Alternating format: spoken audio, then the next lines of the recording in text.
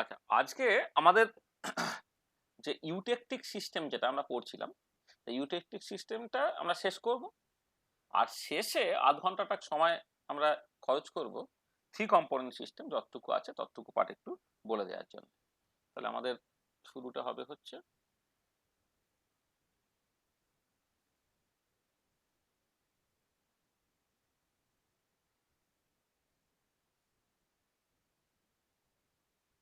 Eutectic system,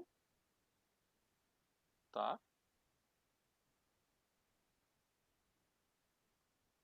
lecture 2,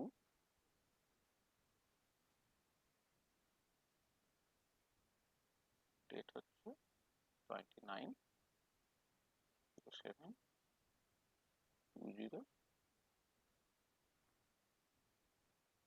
দেখো, তাহলে eutectic system সম্বন্ধে আমরা আগের দিনে মোটামুটি বেসিক জায়গাগুলো বলেছিলাম। দেখবে হয়তো কলেজে পড়ানোর সময় এইটুকুই মোটামুটি পড়িয়ে দেয়, আর বেশি কিছু বলে না।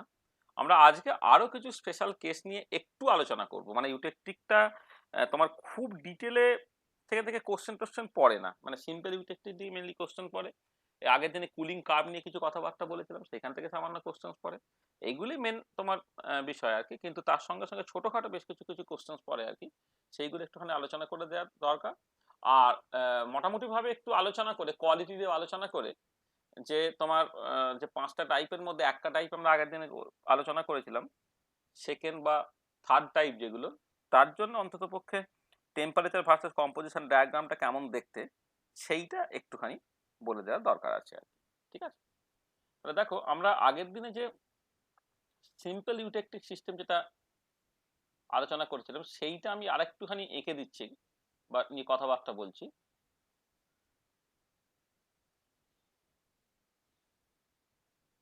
Simple eutectic system. আর একটা জিনিস এখানে বলে নিই, যে যখন তুমি এই ইউটেকটিক সিস্টেম নিয়ে কথাবার্তা বলবে পরীক্ষায় অনেক সময় স্পেসিফিক্যালি তোমার মানে কোন কোন স্পিসিস দিয়ে তুমি ইউটেকটিক সিস্টেমটা তৈরি করছো আগে সেটা বলে দেয়। যখন বলে দেবে তখন ছবি আঁকার সময় একটু তোমাকে মাথায় রাখতে হবে। ধরো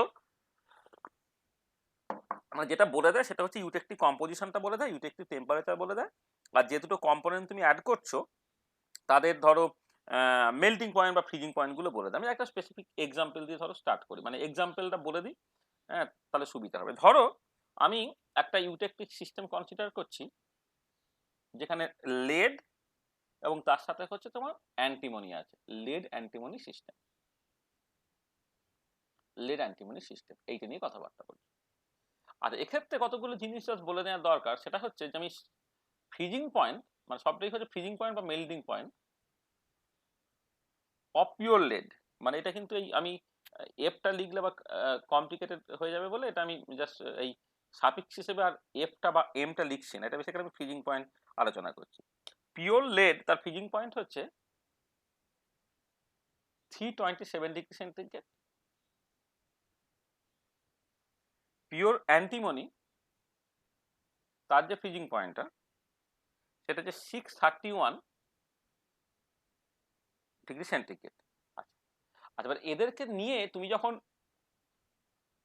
এরা একটা সিম্পল ইউটেকটিক তৈরি করে, হ্যাঁ, এরা দুজনে হচ্ছে একটা সিম্পল ইউটেকটিক তৈরি করে। অর্থাৎ ইউটেকটিক টেম্পারেচারটা হয় 246°C। আর ইউটেকটিক কম্পোজিশনটা, ইউটেকটিক কম্পোজিশনটা হচ্ছে তোমার বেসিক্যালি মানে ইউটেকটিক কম্পোজিশনটা মানে এখানে, মানে যখন ইউটেকটিক মিক্সচারটা তৈরি হলো তখন এর মোল মানে লেডের মোল ফ্র্যাকশন কত, অ্যান্টিমনি মোল ফ্র্যাকশনের কত, সেটা হচ্ছে যে এটা 80% লেড থাকে আর 20% অ্যান্টিমনি থাকে। তাহলে তোমাকে না এই ডেটাগুলো বলে দেবে, এই ইনফরমেশনগুলো বলে দেবে। বলে দেওয়ার পরে তোমাকে একটা সিম্পল ইউটেকটিক ডায়াগ্রাম আঁকতে হবে, এবং সেই ইউটেকটিক ডায়াগ্রাম থেকে বিভিন্ন জিনিস হয়তো তোমাকে লেভেল টেবেল ইত্যাদি করতে হতে পারে আর কি। আচ্ছা, তাহলে এর জন্য যখন আমি টেম্পারেচার কম্পোজিশন ফেজ ডায়াগ্রাম আমি করব সিম্পল ইউটেকটিক সিস্টেম, তার টেম্পারেচার কম্পোজিশন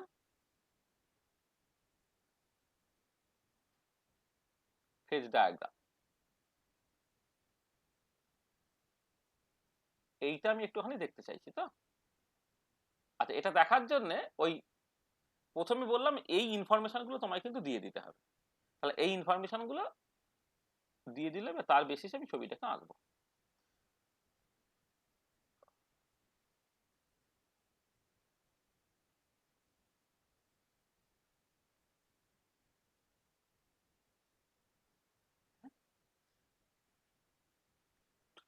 ঠিক আছে, তো স্কোয়ারের মতো আছে। আচ্ছা দেখো, এবারে একটু আমার বাজে হলো।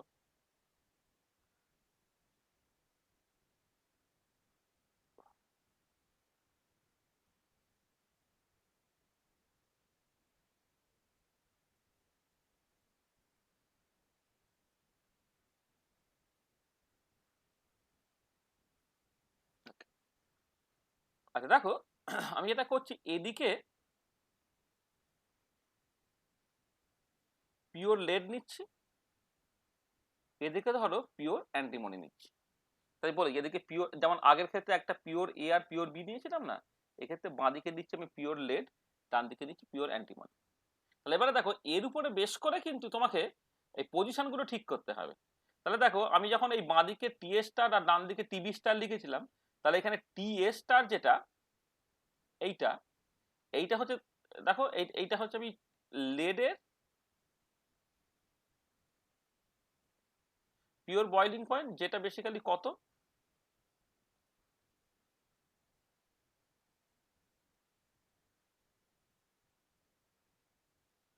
ও বাবা রে বাবা, ঠিক আছে।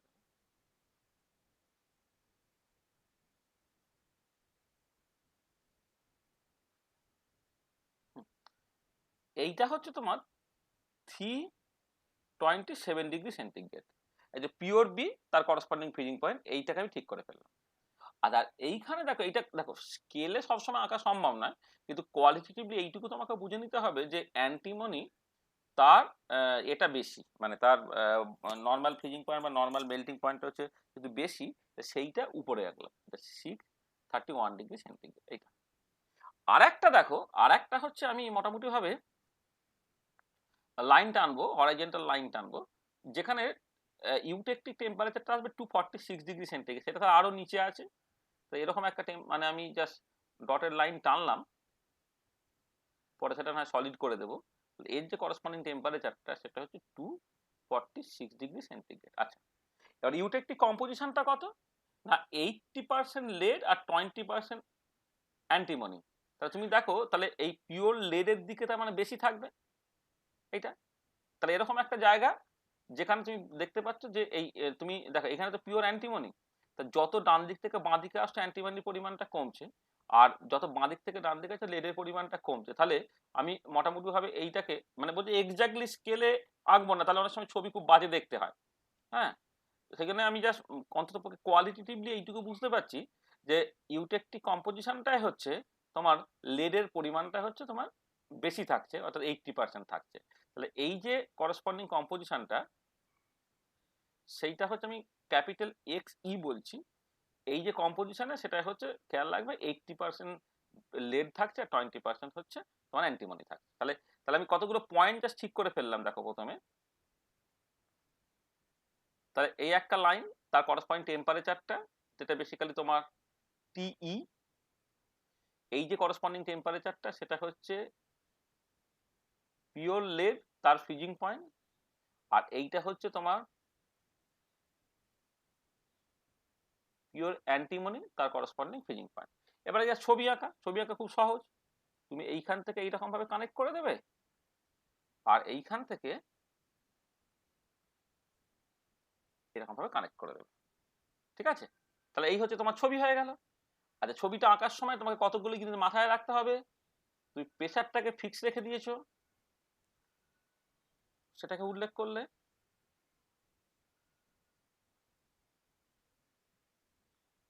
প্রেসারটাকে ফিক্স রেখেছো। আচ্ছা, এইখানে যেটা আছে তোমার, আচ্ছা লেবেল করবে এবারে, লেবেল করবে। এইখানে হচ্ছে শুধু সলিউশন আছে, এইখানে হচ্ছে তোমার জায়গা আসলে এত শর্ট হয় না, সলিউশন সে ইকুইলিব্রেট করছে লেড সলিডের সঙ্গে, এইখানে থাকবে তোমার সলিউশন, সেই ইকুইলিব্রেট করবে অ্যান্টিমনি সলিডের সঙ্গে। আচ্ছা, নিচে থাকছে তোমার লেড সলিড, অ্যান্টিমনি সলিড। এই যে পয়েন্টটা, এই পয়েন্ট আমি ই বলছি, এটা বেসিক্যালি ইউটেকটিক পয়েন্ট। তাহলে মোটামুটি দেখো প্রত্যেকটা জায়গা আমি লেভেল করে ফেললাম।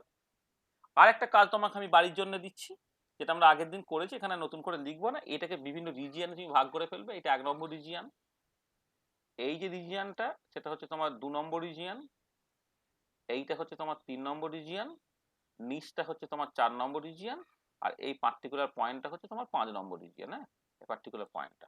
তাহলে তুমি জাস্ট যেটা আমি হোমওয়ার্কে দিচ্ছি, হ্যাঁ, মানে পরীক্ষা যেভাবে পড়ে আমি সেভাবে বলছি, তোমাকে এই ডেটাগুলো দিয়ে দেবে, তার জন্য তোমাকে ফেজ ডায়াগ্রাম আঁকতে বলবে আর প্রপারলি লেবেল করতে বলবে। তাহলে লেবেলটা তুমি ঠিক ঠিক করে করবে।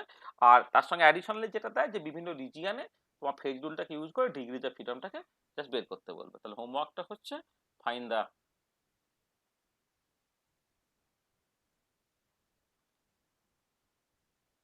degrees of freedom in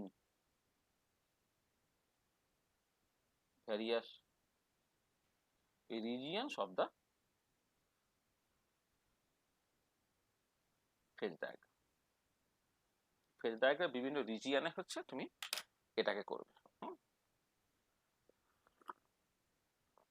ঠিক আছে, তাহলে আগের দিনের ছবিটা আমি একটু রিক্যাপচুলেট করিয়ে দিলাম, কোনো অসুবিধা নেই তো? না স্যার। না স্যার। আচ্ছা, এবারে এই ছবিটাকে তুমি জাস্ট বুঝে বুঝে করেছো। দেখো এই ছবিটা কিন্তু কি করে আসছে তা আসছে, মানে আমার সীমিত ক্ষমতায় যতটুকু বোঝানোর দরকার আমি বুঝিয়েছি। মানে এটা তো ছবির মতো ভাসছে পুরো ব্যাপারটা তো। হুম, আচ্ছা, কি না ভাসছে না ছবির মতো? মানে চোখ বন্ধ করে রাখতে পারবে তো? হ্যাঁ স্যার। দেখবে তোমার পরীক্ষা যতবার কোশ্চেন পড়েছে, দেখবে 80% টাইম হচ্ছে সিম্পল ইউটেকটিকটাই পড়েছে। ঠিক আছে, আচ্ছা, বাকি যে তোমার 10% টাইম সেখানে তুমি দেখবে যে ছবি আঁকতে বলেছে, কুলিং কার্ভ আঁকতে বলেছে। আচ্ছা, কুলিং কার্ভের ক্ষেত্রে একটা জিনিস একটু বলে নেওয়া ভালো।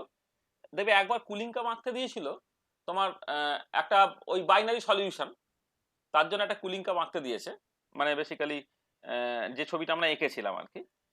আর একবার দিয়েছিল যে ওই ওই সলিউশনের জন্য কুলিং কার্ভ আঁকতে বলেছে, কিন্তু যেখানে বাইনারি সলিউশনে এ এবং বি তাদের কম্পোজিশনটা হচ্ছে ইউটেকটিক কম্পোজিশন। খেয়াল রাখবে ইউটেকটিক কম্পোজিশনটা সেইখানে একটা কনস্ট্যান্ট ফিজিং মিক্সচার তৈরি হচ্ছে।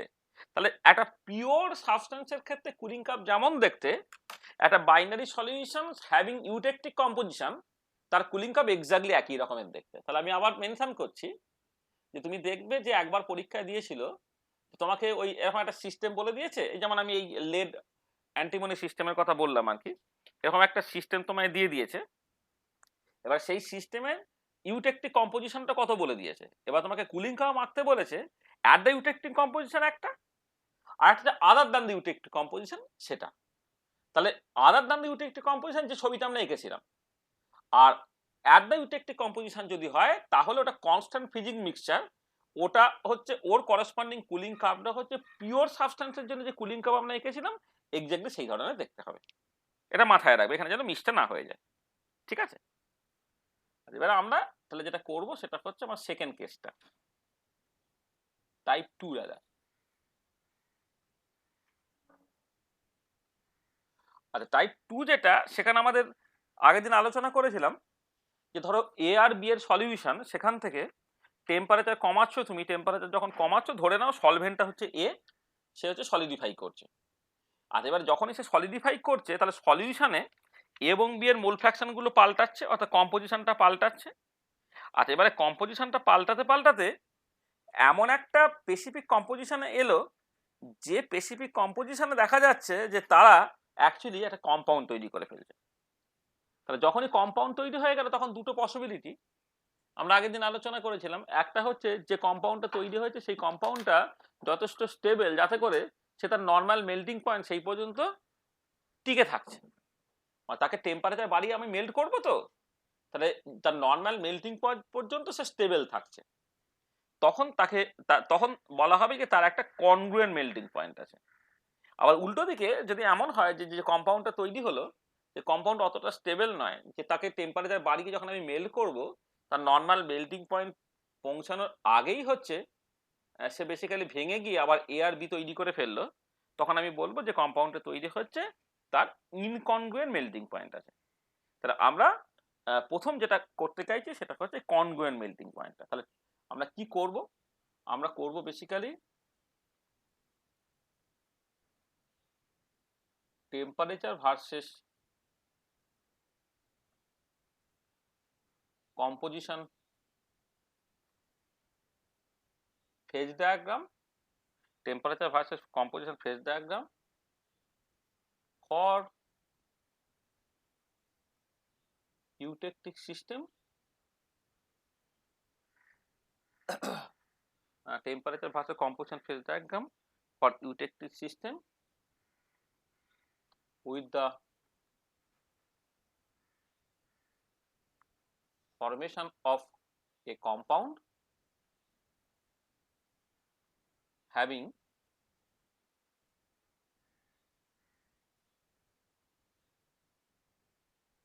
congruent melting point। ঠিক আছে, এটা এই এই জিনিসটা আমরা কাজ করতে চাইছি। ঠিক আছে, আর একটা স্পেসিফিক এক্সাম্পল দিই তাহলে তোমার সুবিধা হবে। ধরো একটা এক্সাম্পল আমি বলছি তোমার, এক্সাম্পল দেওয়া যায়, ধরো ম্যাগনেসিয়াম জিঙ্ক, এই এক্সাম্পলটা খুব কমন এক্সাম্পল। টিন ম্যাগনেসিয়াম সেই, সেটা একটা খুব কমন এক্সাম্পল। ধরো আমি টিন ম্যাগনেসিয়াম সিস্টেম এটাই ধরো কনসিডার করছি। জিঙ্ক ম্যাগনেসিয়াম সিস্টেমটা একটা খুব পপুলার সিস্টেম আর কি এটা। হ্যাঁ, তারপর আমাদের ferric chloride water system, this is a very very important এই টাইপের সিস্টেম। আর এক্ষেত্রে কিছু কিছু প্যারামিটার ধরো দিয়ে দেওয়া আছে। একটা হচ্ছে যে টিনের পিওর অবস্থা তার ফ্রিজিং পয়েন্ট বা মেল্টিং পয়েন্টটা হচ্ছে 232 ডিগ্রি সেন্টিগ্রেড। ম্যাগনেসিয়াম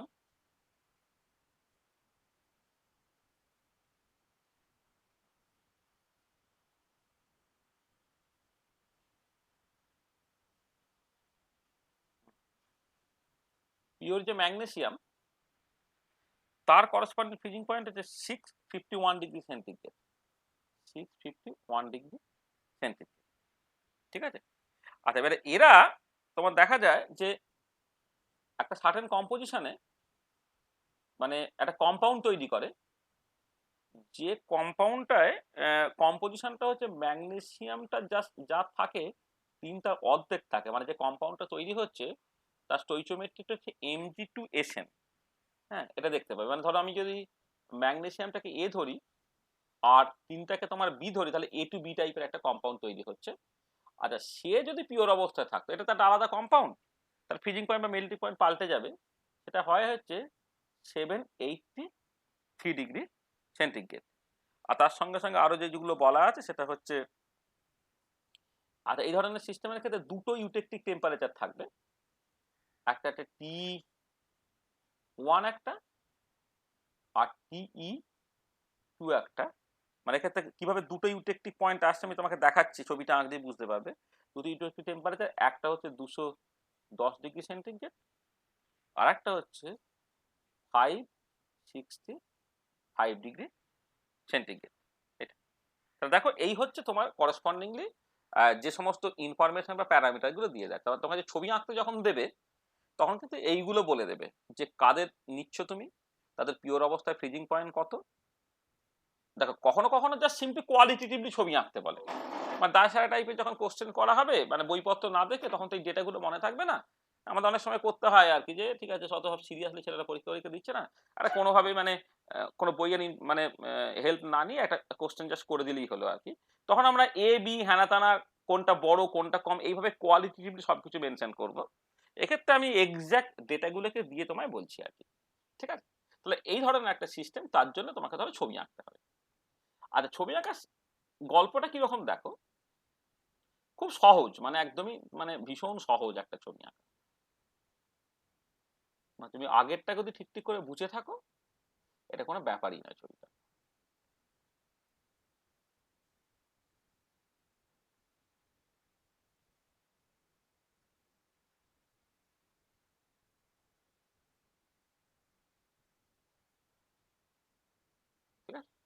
আচ্ছা দেখো, আমি এক কাজ করি, বাঁদিকে পিওর টিন নিচ্ছি, আর ডান দিকে ধরো তুমি পিওর ম্যাগনেসিয়াম না। আচ্ছা এবার এইখানে দেখো অনেকগুলো টেম্পারেচারের গল্প আছে। একটা হচ্ছে এইখানে একটা টেম্পারেচার 232 ডিগ্রি সেন্টিগ্রেড, যেটা বেসিক্যালি তোমার এইটা।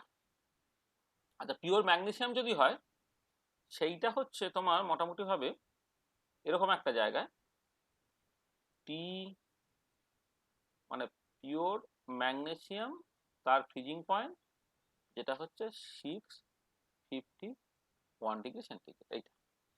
আচ্ছা আচ্ছা দুটো ইউটেকটিক টেম্পারেচার আছে, একটা হচ্ছে এর থেকেও নিচে এরকম একটা জায়গায়, আমি একটু বেশি করে হ্যাঁ দেখাচ্ছি, এরকম একটা জায়গায় আমি ডটেড লাইন টানছি, পরে কিছু ডট আমি মুছবো বা কোনো জায়গায় সলিড করব সেটা দেখাচ্ছি। আচ্ছা আর এইটা হচ্ছে 210 ডিগ্রি সেন্টিগ্রেড, এটাকে আমি ধরো for the time being TE1 বলছি, এটা হচ্ছে 210 ডিগ্রি সেন্টিগ্রেড। আর একটা আছে TE2 হচ্ছে 565, তাহলে এর নিচে, তাহলে এরকম একটা জায়গা আমি আঁকছি, এরকম একটা জায়গা আঁকছি, সেটা TE2, এটা হচ্ছে 565 ডিগ্রি সেন্টিগ্রেড, এটা। আর তোমার আর কি আছে, আর 783। আর একটা টেম্পারেচার আছে, সেটা ধরে নাও ডান দিকটা হ্যাঁ দেখাচ্ছি, এইটা এইটা হচ্ছে টেম্পারেচার মানে ফ্রিজিং পয়েন্ট অফ Mg2Sn, এইটা হচ্ছে তোমার 783 ডিগ্রি সেন্টিগ্রেড। তাহলে আমি দেখো টেম্পারেচার গুলো বিভিন্ন জায়গায় জাস্ট মেনশন করেছি। আচ্ছা আর একটা জায়গা তোমার খুব দরকার, আচ্ছা আর একটা জায়গা তোমার খুব দরকার, সেটা হচ্ছে যে দেখো যে কম্পাউন্ডটা তৈরি হচ্ছে Mg2Sn, তাহলে Mg2Sn মানে কি, তোমার যে কম্পাউন্ডটা যখন তৈরি হলো সেই কম্পাউন্ডে ম্যাগনেসিয়াম এবং টিন তাদের রেশিওটা হচ্ছে 2:1, অর্থাৎ ম্যাগনেসিয়ামটা বেশি আছে টিনটা কম আছে। তার মানে তুমি যদি এই পুরো এই অ্যাক্সিসটাকে মানে এইটা, আচ্ছা আগের ছবিতেও কিন্তু এইটা হয়তো বোঝা যাচ্ছে না, এইটা হচ্ছে তোমার টেম্পারেচার এদিকে, আর এদিকে কম্পোজিশন, এইটুকু অন্তত উল্লেখ করতে হবে কিন্তু ছবিতে, হ্যাঁ লেভেলগুলো ঠিক ঠিক করে করবে। তাহলে এক্ষেত্রে হচ্ছে তুমি এদিকে কম্পোজিশন, আর ধরো এই অ্যাক্সিস বরাবর তুমি টেম্পারেচারটাকে প্লট করছো। টেম্পারেচার গুলো মোটামুটি স্কেলে আমি জাস্ট মোটামুটি কোয়ালিটেটিভলি বুঝিয়েছি। আর কম্পোজিশনটা দেখো যে একটা জায়গা অন্তত তোমাকে ঠিক করতে হবে, সেটা হচ্ছে যে যে যে কম্পাউন্ডটা তৈরি হচ্ছে সেখানে ম্যাগনেসিয়াম 2 গুণ আছে, টিন 1 গুণ আছে। তার মানে এইটাকে যদি তুমি মোটামুটি ভাবে 3টে ভাগে ভাগ করো, 1টা 2টো 3টে, তাহলে এরকম একটা জায়গা, এরকম একটা জায়গা আমি ডটের লাইন দিয়ে আমরা দেখাচ্ছি আর কি। তারপরে সলিডটাকে এঁকে নেওয়ার পরে আমি এই ডটগুলো না হয় মুছে দেবো আর কি, এটা। তাহলে এরকম একটা জায়গায় ধরো যে জায়গাতে, যে জায়গাটা তোমার বেসিক্যালি Mg2Sn এরকম একটা কম্পোজিশন, যেখানে ম্যাগনেসিয়াম আর সরি কি করলাম ওটা, টিনটা তো কম, ও উল্টোটা হলো, উল্টোটা হলো, সরি সরি সরি সরি, এটা তো এটা তো টিনের দিকে হয়ে গেছে, এটা এটা উল্টোটা হয়ে গেছে।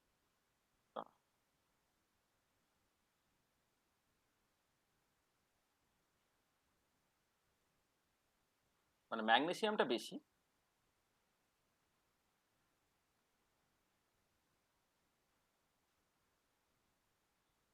এরকম একটা জায়গা আমি একটা ডটেড লাইন টানলাম। তারপর তাহলে এই যে করসপন্ডিং কম্পোজিশনটা, এই কম্পোজিশনে ম্যাগনেসিয়াম এবং টিন তাদের অনুপাতটা হচ্ছে বেসিক্যালি 2:1, ম্যাগনেসিয়াম বেশি আছে, পিওর ম্যাগনেসিয়ামের দিকে আছে, টিন হচ্ছে কম আছে।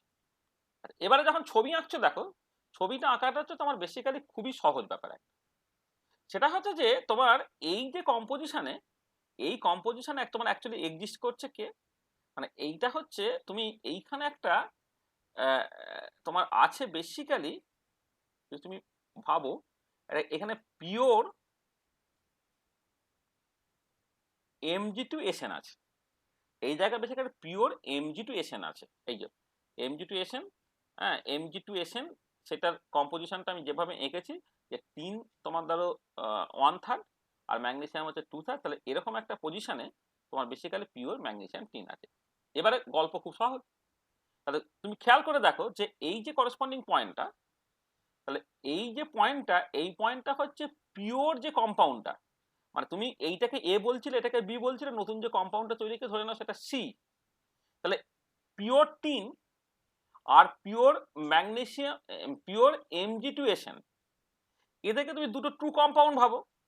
তাহলে এই দুটো কম্পাউন্ডের জন্য একটা সিম্পল ইউটেকটিক তুমি জাস্ট ভেবে নাও। আবার Mg2SN আর তোমার Mg, তারাও তোমার বেসিক্যালি অন্য একটা সিস্টেম, যেখানে স্পিসিসগুলো একটা হচ্ছে Mg2SN আর একটা হচ্ছে Mg, তাদের জন্য তুমি একটা সিম্পল ইউটেকটিক জাস্ট এঁকে নাও। দেখো তুমি জাস্ট বেসিক্যালি খেয়াল করো যে এই যে এইটা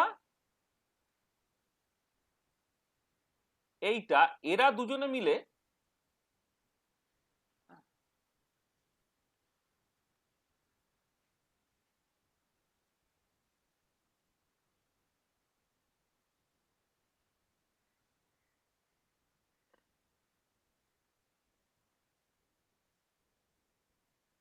দেখো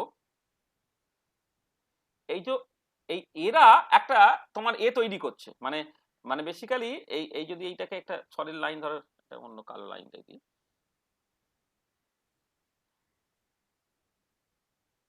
মানে জাস্ট তুমি এই এই এই জায়গাতে তুমি যেন অ্যাজিব একটা ইউটেকটিক সিস্টেম তুমি এঁকে নিলে, যেখানে একটা স্পিসিস, মানে এখানে কে কে আছে, এইখানে হচ্ছে তোমার সলিউশনটা আছে, এইখানে সলিউশনের সাথে ইকুইলিব্রেট করছে কে, না ইকুইলিব্রেট করছে তোমার Mg2SN সলিড এইটা। আর এই যে জায়গাটায় ইকুইলিব্রেট করছে কে, সলিউশনের সাথে ইকুইলিব্রেট করছে তোমার ম্যাগনেসিয়াম যেটা পিওর সলিড সেটা। তাহলে দেখো তোমার জাস্ট এই এই যে করসপন্ডিং জায়গাটা, এই ডান দিকের জায়গাটা তুমি জাস্ট এটাকে একটা, মানে এইখানে এই এই লাইনটা আমি টেনে দিই আর কি, এই লাইনটা এখন সলিড লাইন হিসেবে টেনে দিই। তাই এই যে ডান দিকের পার্টটাকে তুমি জাস্ট মানে একটা অন্য সিম্পল ইউটেকটিক সিস্টেম ধরো, যে সিম্পল ইউটেকটিক সিস্টেমে হচ্ছে এটা হচ্ছে Mg2SN, বিটা হচ্ছে ম্যাগনেসিয়াম। এবারে এই যে করসপন্ডিং টেম্পারেচারটা, যে টেম্পারেচারটা হচ্ছে পিওর Mg2SN, তার ফ্রিজিং পয়েন্ট সেটা 783 ডিগ্রি সেন্টিগ্রেড। ডান দিকে যে পিওর ম্যাগনেসিয়াম, তার ফ্রিজিং পয়েন্ট 651 ডিগ্রি সেন্টিগ্রেড। এরা দুজনে মিলে একটা ইউটেকটিক তৈরি করছে, যেটা আমি নাম দিচ্ছি তোমার E2, তার করসপন্ডিং টেম্পারেচারটা 565 ডিগ্রি সেন্টিগ্রেড। আবার বাঁদিকটা দেখো, বাঁদিকটা হচ্ছে তোমার পিওর টিন ছিল, তার সঙ্গে হচ্ছে Mg2SN ছিল, তার মানে এইটা আর এইটা এরা দুজনে মিলে একটা ইউটেকটিক তৈরি করছে। তাহলে কি হলো এখানে, এখানে একটা অন্য কালার ইউজ করি আমি, ধরো এই কালারটা ইউজ করছি।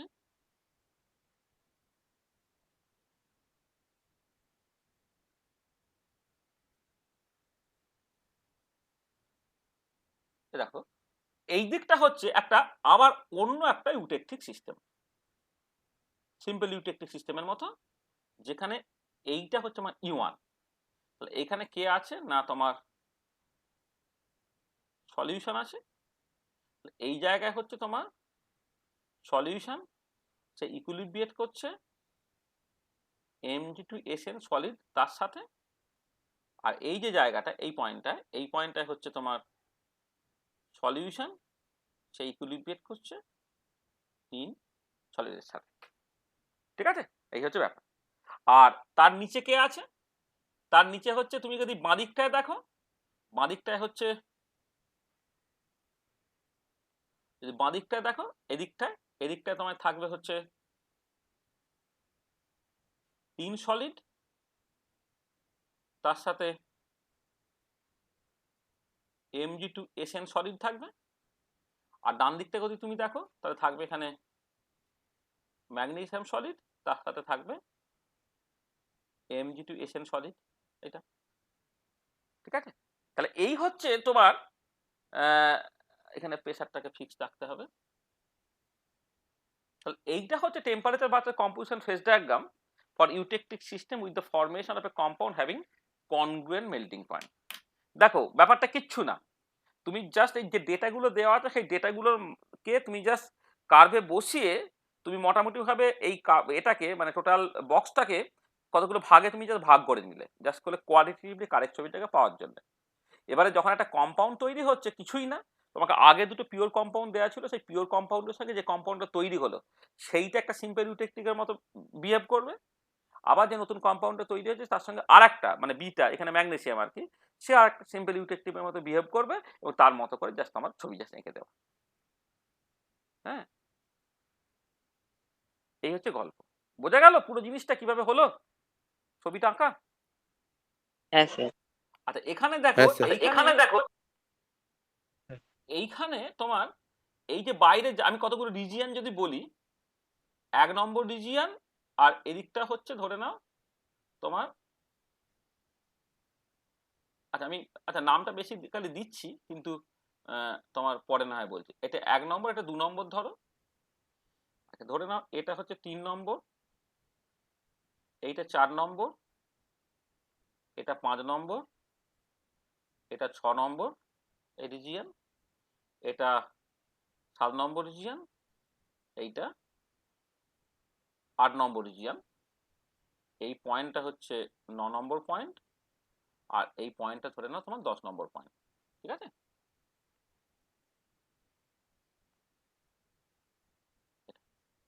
মানে ইউটেকটিক পয়েন্টগুলো যথাক্রমে 9 নম্বর আর 10 নম্বর। ঠিক আছে, আচ্ছা এবারে তোমাকে কতগুলো জিনিস প্রথমে বলে নেওয়া যাক। যখন তুমি গিবস ফেজ রুলটাকে ব্যবহার করতে চাইবে,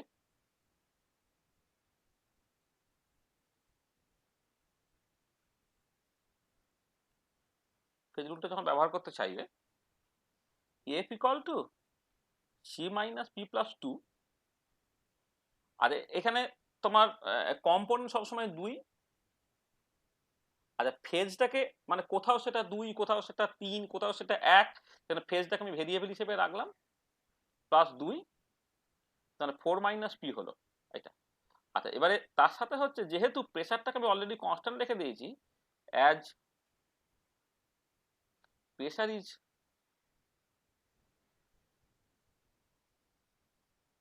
already kept constant,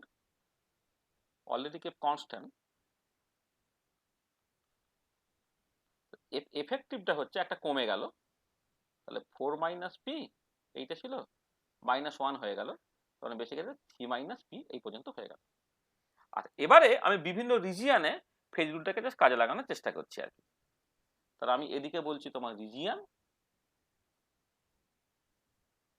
এদিকে হচ্ছে তোমার নাম্বার অফ ফেজ, আর এদিকে একদম effective degrees of freedom, effective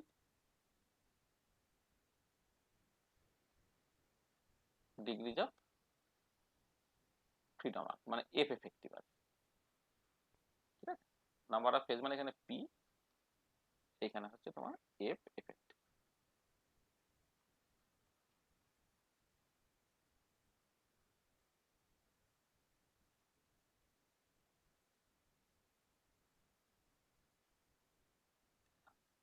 আচ্ছা দেখো এখানে কতগুলো জিনিস বলে নি, এই যে 1 নম্বর এবং 2 নম্বর এই দুটোর মধ্যে বেশিকারে কোনো তফাৎ নেই, মানে 1 আর 2 তুমি এক ফুটিং এ দেখতে পারো। 1 আর 2 এই যে দুটো রিজিয়ন, সেখানে ফেজের সংখ্যা হচ্ছে একটা, কারণ হোমোজিনিয়াস সলিউশন তোমার তৈরি হচ্ছে। ডিগ্রিজ অফ ফ্রিডম তুমি যদি বসিয়ে দাও সেটা হচ্ছে 2 বেরিয়ে গেল, মানে এই যে 3 মাইনাস যেহেতু নাম্বার অফ ফেজে আছে তার 2 বেরিয়ে গেল। আচ্ছা এবারে দেখো এইখানে এই যে 3 নম্বর, 4 নম্বর, 5 নম্বর আর 6 নম্বর সবাই স্ট্যাটাস একই একদম। 3 নম্বর और 4 নম্বর और 5 নম্বর और 6 নম্বর এইটা, তাহলে এই প্রত্যেকটা ক্ষেত্রে তো নাম্বার অফ ফেজেস হচ্ছে 2, তাহলে এফেক্টিভ ডিগ্রি অফ ফ্রিডম হয়ে গেল তোমার 1। আর এর যে নিচে দেখো, নিচে যে দুটো জায়গা আছে 7 আর 8, সেই দুজনের স্ট্যাটাস একই, এইটা আর এইটা।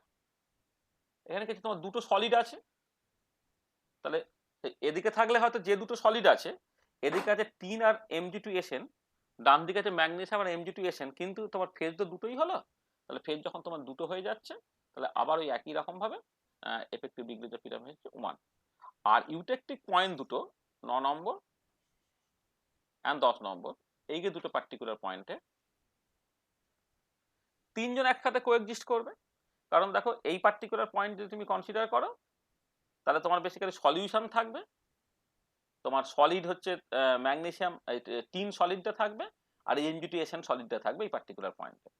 এই পার্টিকুলার পয়েন্টটা হচ্ছে তোমার সলিউশন থাকবে, Mg2SN সলিডটাকে থাকবে, আর এদিকে হচ্ছে ম্যাগনেসিয়াম সলিডটা থাকবে। তা যাই হোক না কেন, দুজনের ক্ষেত্রেই হচ্ছে তোমার তিনটে ফেজ কোএক্সিস্ট করছে। তা তিনটে ফেজ কোএক্সিস্ট করলে এফেক্টিভ ডিগ্রি অফ ফ্রিডম হচ্ছে 0 হয়ে যাচ্ছে। তাহলে এই পয়েন্টটা বেসিক্যালি ইনভ্যারিয়ান্ট পয়েন্ট হয়ে যাচ্ছে, যেটা ইউটেকটিভ পয়েন্ট। ঠিক আছে, এটা ইউটেকটিভ পয়েন্ট বা ইনভ্যারিয়ান্ট পয়েন্ট। তা দেখো, তাহলে আমি যে ছবিটাকে আঁকলাম, সেই মতো করে বিভিন্ন জায়গায় যে আমি ফেজ রুলটাকে ব্যবহার করে ডিগ্রিজ অফ ফ্রিডমটাকে বলতে পারলাম। ঠিক আছে তো, কোনো অসুবিধা নেই তো? না হ্যাঁ স্যার। ঠিক আছে। মানে ব্যাপারটা এরকমই সিম্পল আর কি। মানে তোমার মানে বলছি না, এইটা যেহেতু ম্যাথামেটিক্যাল জিনিসপত্র কিছু নেই, বা তুমি এক্সপেরিমেন্টও করছো না, সেই জন্য রিয়েলি যে কমপ্লিকেটেড জায়গাগুলো আমি বাইপাস করেই কিন্তু এই ধরনের ছবি ছাপাগুলো এঁকে ফেলতে পারবো আর কি। এবারে যারা এক্সপার্ট হতে চাও বা এইটাকে নিয়ে অনেকটা পড়াশোনা করতে চাও, এই তোমাদের দেখবে ওই যে বললাম 6 সেমিস্টার ধরে প্রজেক্ট ইত্যাদিগুলো আছে। যখন প্রজেক্ট তুমি করবে, তখন যদি তুমি সত্যি সত্যি মানে এভাবে প্রজেক্ট করতে চাও, মানে খুব ধরো কেউ মনে করলো যে কোনো একটা সিম্পল বিষয় যেটা আমি বিএসসিতে খুব ভালো করে পড়িনি, সেটা আমি ডিটেলে পড়াশোনা করব, তাহলে যখন এই ইউটেকটিক সিস্টেম নিয়ে কেউ যদি প্রজেক্ট করে, সে তার কোনো ম্যাথামেটিক্যাল মডেলিং করতে পারে কিনা, হ্যাঁ, বা আরো ভেতরে ঢুকতে পারে কিনা, সে চেষ্টা করবে আর কি। তো আমাদের অত ঝামেলার মধ্যে মানে অন্তত পক্ষে পড়ানোর সময় যাওয়াটা একটু ডিফিকাল্ট। হ্যাঁ, আমরা ওই জন্য এইরকম ভাবে ব্যাপারটাকে ম্যানেজ করবো। ঠিক আছে, বোঝা গেল এইটা? তাহলে আমরা থার্ড টাইপ, যেটা সেই থার্ড টাইপটাই যাচ্ছি, ফোর্থ আর ফিফথ টাইপ গুলো বেসিক্যালি বলবো না। মানে আমাদের অনেকটা সময় আছে। ঠিক আছে, মানে কারণ আমাদের থ্রি কম্পোনেন্টটা বলতে হবে, আজকে আমি শেষটা করে দিতে চাইছি আর কি। আচ্ছা আচ্ছা, কাজ ঠিক আছে, আচ্ছা বলেই নি দেখ। মানে থার্ড টাইপটাও দেখবে কখনো পড়েনি, মানে আমার অন্তত কখনো চোখে পড়েনি।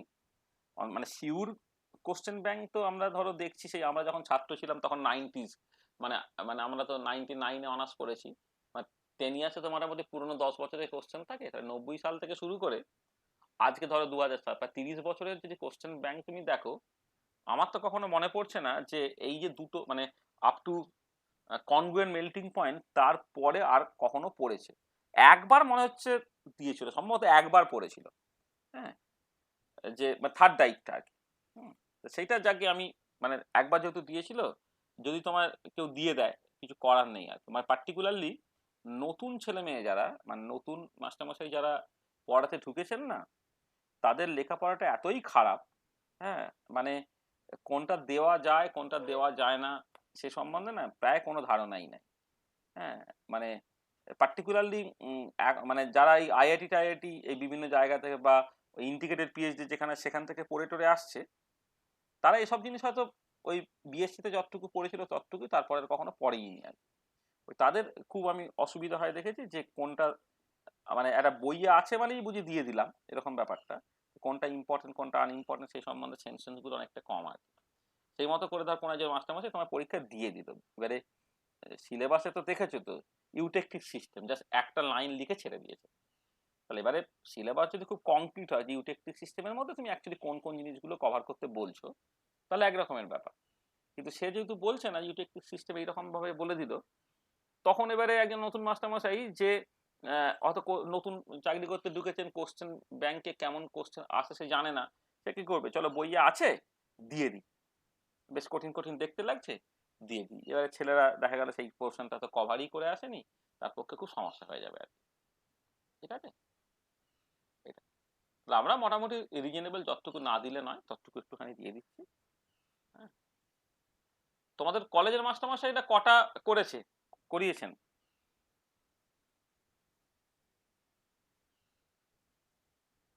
আরে স্যার আমাদের তো ফার্স্টটা বলেই ছেড়ে দিই। তাহলে দেখো তোমাদের তো পশ্চিমবঙ্গের one of the best college, এবং যে মাস্টারমশাইরা আছেন তারা one of the best master আছেন, সুবোধা আছেন, সঞ্জীব বাবু আছেন। হ্যাঁ, মানে সত্যি মানে অসাধারণ ভালো একটা জায়গা। সেখানেই দেখছি শুধু ফার্স্টটা করে ছেড়ে দিয়েছে। হ্যাঁ, আর আর আর কোন কলেজে বেশি করিয়েছে? স্যার আমাদেরও খালি সিম্পল ইউটিলিটিটাই করিয়েছে। তোদের মানে বেথুন, তাই তো? হ্যাঁ স্যার। আমাদেরও স্যার সিম্পলটাই করেছে গৌতম স্যার, দা, গৌতম দা প্রথমটাই করেছে গৌতম স্যার, দা টাইপ করিয়েছেন ওয়ানটা। নাকি? হ্যাঁ স্যার, আমাদেরও একই করেছে। হ্যাঁ স্যার আমাদের জিবি স্যার করিয়েছে। সেইটাই। মানে সবাই ওই সিম্পলটা করেই ছেড়ে দেয়, এবং ওই জন্য এবার ধর সব মাস্টারমশাইরা কিন্তু সিম্পলটাই করায়, আর মাস্টারমশাই তো কোশ্চেন করে। এবার তারা অবভিয়াসলি, তারা যেহেতু শুধু সিম্পলটাই করাচ্ছে, তাহলে এক্সপেক্টেড পরীক্ষা শুধুমাত্র সিম্পলটাই দেবে। ওই জন্য আমি বলছি যে তুমি দেবে 80% টাইম হচ্ছে সিম্পলটাই পড়েছে। এবারে কিছু কিছু মাস্টারমশাই আছেন যারা রিয়েলি ভালো। তোমাদের এইখানে তো হুগলি মহসিন কলেজে কেউ আছে নাকি? কেউ নাই তো? ফার্স্ট ইয়ারে কয়েকজন হুগলি মহসিন কলেজের ছেলে মেয়ে পড়ে। ওখানে সুব্রতদা আছেন, সুব্রত সাহা মাস্টারমশাই আর কি। তিনি মানে অসাধারণ ভালো মাস্টারমশাই আর কি। হ্যাঁ, মানে মানে সত্যি সত্যি ফিজিক্যাল কেমিস্ট্রি জানা লোক বলতে যেটা বোঝায় সেরকম আর কি। তিনি যেমন আরো অনেক কমপ্লিকেটেড সিচুয়েশন গুলো করবেন আর কি। হ্যাঁ, এ করে মানে অসাধারণ ভালো মাস্টারমশাই, মানে পুরনো পুরনো মাস্টারমশাই কিন্তু অসাধারণ ভালো। তারা হচ্ছে অনেক ডিটেলিং এ ঢোকার চেষ্টা করে। আমরাও আসলে এগুলো ডিটেলিং এ। হ্যাঁ, হ্যাঁ বলো। হ্যাঁ বলো বলো। বলছি আমাদের কলেজে ফার্স্ট 3টে করিয়েছে। ফার্স্ট তিনটে তোদের লেডি বেমন কলেজে, তাই তো? হ্যাঁ স্যার। তোদের সুকন্যাদি করিয়েছেন নাকি? না স্যার, সোমা ম্যাম করিয়েছেন। সমাধি করিয়েছেন, হ্যাঁ। ওই সমাধি একটু সিনিয়র তো অনেকটা, তোদের ফিজিক্যাল সবাই মোটামুটি সিনিয়র। হ্যাঁ, সিনেমার সময় দেখ প্রথম তিনটে করিয়েছে। ওই যে পড়েছিল মানে একবার আমার মনে হচ্ছে একবার থার্ডটা পড়েছিল, সেকেন্ডটা তো পড়েছিল আমার মনেই আছে, থার্ডটা মনে হচ্ছে একবার পড়েছিল আর কি। ওই জন্য ওই রিস্ক না নিয়ে চলো পরেরটাও করিয়ে দেওয়া যাক এরকম ব্যাপারটা। ঠিক আছে, আমরা থার্ডটাকে করিয়ে দিই। হ্যাঁ, ঠিক আছে। আচ্ছা চলো, temperature versus composition phase diagram for eutectic system. আর এই ক্ষেত্রে মানে এই যে আগেরটা এইটার সঙ্গে তফাৎটা দেখো, আগেরটা হচ্ছে যে temperature versus composition phase diagram for eutectic system with the formation of a compound, এই পর্যন্ত একই।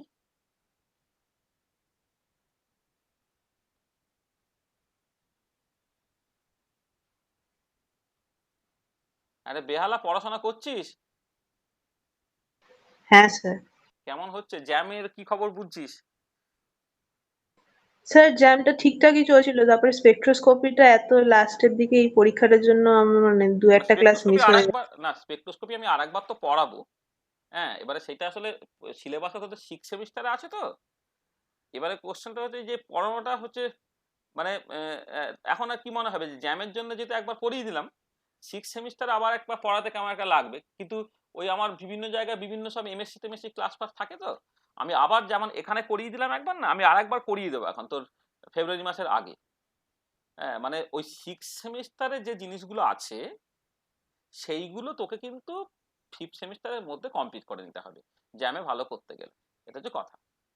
ঠিক আছে, যেমন ওই অ্যাডজর্পশন প্রসেস, অ্যাডজর্পশনটাকে করতে হবে, ফটোকেমিস্ট্রি পার্টটাকে করতে হবে, অ্যাডভান্স কেমিক্যাল কাইনেটিক কিছুটা পার্ট আছে করতে হবে, মলিকুলার স্পেকট্রোস্কোপি করতে হবে। এগুলো জ্যামে কিন্তু বেশ ভালো করেই আছে। হ্যাঁ, একটুখানি মানে মানে মলিকুলার স্পেকট্রোস্কোপি ভীষণ ভীষণ সহজ, মানে ভীষণ সহজ আর কি। কোয়ান্টাম মেকানিক্স মোটামুটি যা ভালো দখল আছে। কোয়ান্টাম মেকানিক্সটা ভালো করে বুঝেছিস? হ্যাঁ স্যার, কোয়ান্টামটা ভালো করে হ্যাঁ, বুঝেছি। এবার কোয়ান্টাম যদি কেউ ভালো করে বুঝে, মানে ওই ক্লাসগুলো করেছিলিস কি? ম্যাডাম করিয়েছিল রিজিড ডট আর হারমোনিক অসিলেটর। হারমোনিক অসিলেটর আমি করিয়েছিলাম, রিজিড ডট আর প্রবলেম ম্যাম করিয়েছিল, তুই করেছিলি? ওই ওই ওই যে না স্যার, আগের ক্লাসগুলো আমি করিনি, যেগুলো অ্যাডভান্স কোয়ান্টাম হিসেবে ঠিক যেগুলো আছে, হতো। তোদের অসুবিধা নেই, তোদের তো আমি আবার করাবো। কেন, তো 4th সেমিস্টারে তো কোয়ান্টাম আছে, 4th সেমিস্টারে তো ওই পার্টগুলো আছে, সেটা আবার আবার করাবো। ওই যখন করাবো দেখবি রিজিড ডট যখন করাবো না, তখন তার অ্যাপ্লিকেশন হিসেবে আমি রোটেশনাল স্পেকট্রোস্কোপি যেটা সিলেবাস আছে করিয়ে দেবো। বা যখন হারমোনিক অসিলেটর পড়াবো, সেখান থেকে কিছুটা অ্যানহারমোনিসিটি কারেকশন পড়াবো, সেখানে ভাইব্রেশনাল স্পেকট্রোস্কোপি পার্টটা সেই মুহূর্তে করিয়ে দেবো। মানে কিছু জিনিস দেখবি ওই কোয়ান্টামের সাথে সাথে করানো হয়ে যাচ্ছে। আর বাকি জিনিসগুলো তো ভিডিও আছে, ক্লাস নোট আছে, তো একটুখানি অন্তত পক্ষে দেখে নেওয়া। আর 6 সেমিস্টারে তো আমি আবার ভালো করে পড়াবোই, সেগুলো তো আছেই আর কি। হ্যাঁ স্যার, ম্যাক্সিমাম ক্লাসগুলো করেছি, কিন্তু দু একটা ক্লাস, এই যেরকম ব্রাহ্মণের একটা ক্লাস আমার মিস হয়ে গেছিল, আর লাস্টে যেটা আপনি ইলেকট্রনিক স্পেকট্রোস্কোপির ক্লাস একটা করালেন না, ওইটা মিস হয়ে গেছে। আচ্ছা ওগুলো এবারে এখন আর ভিডিওটা দেখারও টাইম না, হয়নি এখন না, যে। এটা হয়ে যাক, পরীক্ষাটা হয়ে যাক। পরীক্ষা আমরা তো একটা কালকে বসে প্রপার রুটিন করছিলাম, হ্যাঁ, যে এই August, September, October, November, December, January, এই 6 মাস, 6 মাসে আমি দেখছিলাম যে সিলেবাসটা এখন মোটামুটি কিন্তু কভার হয়ে গেছে।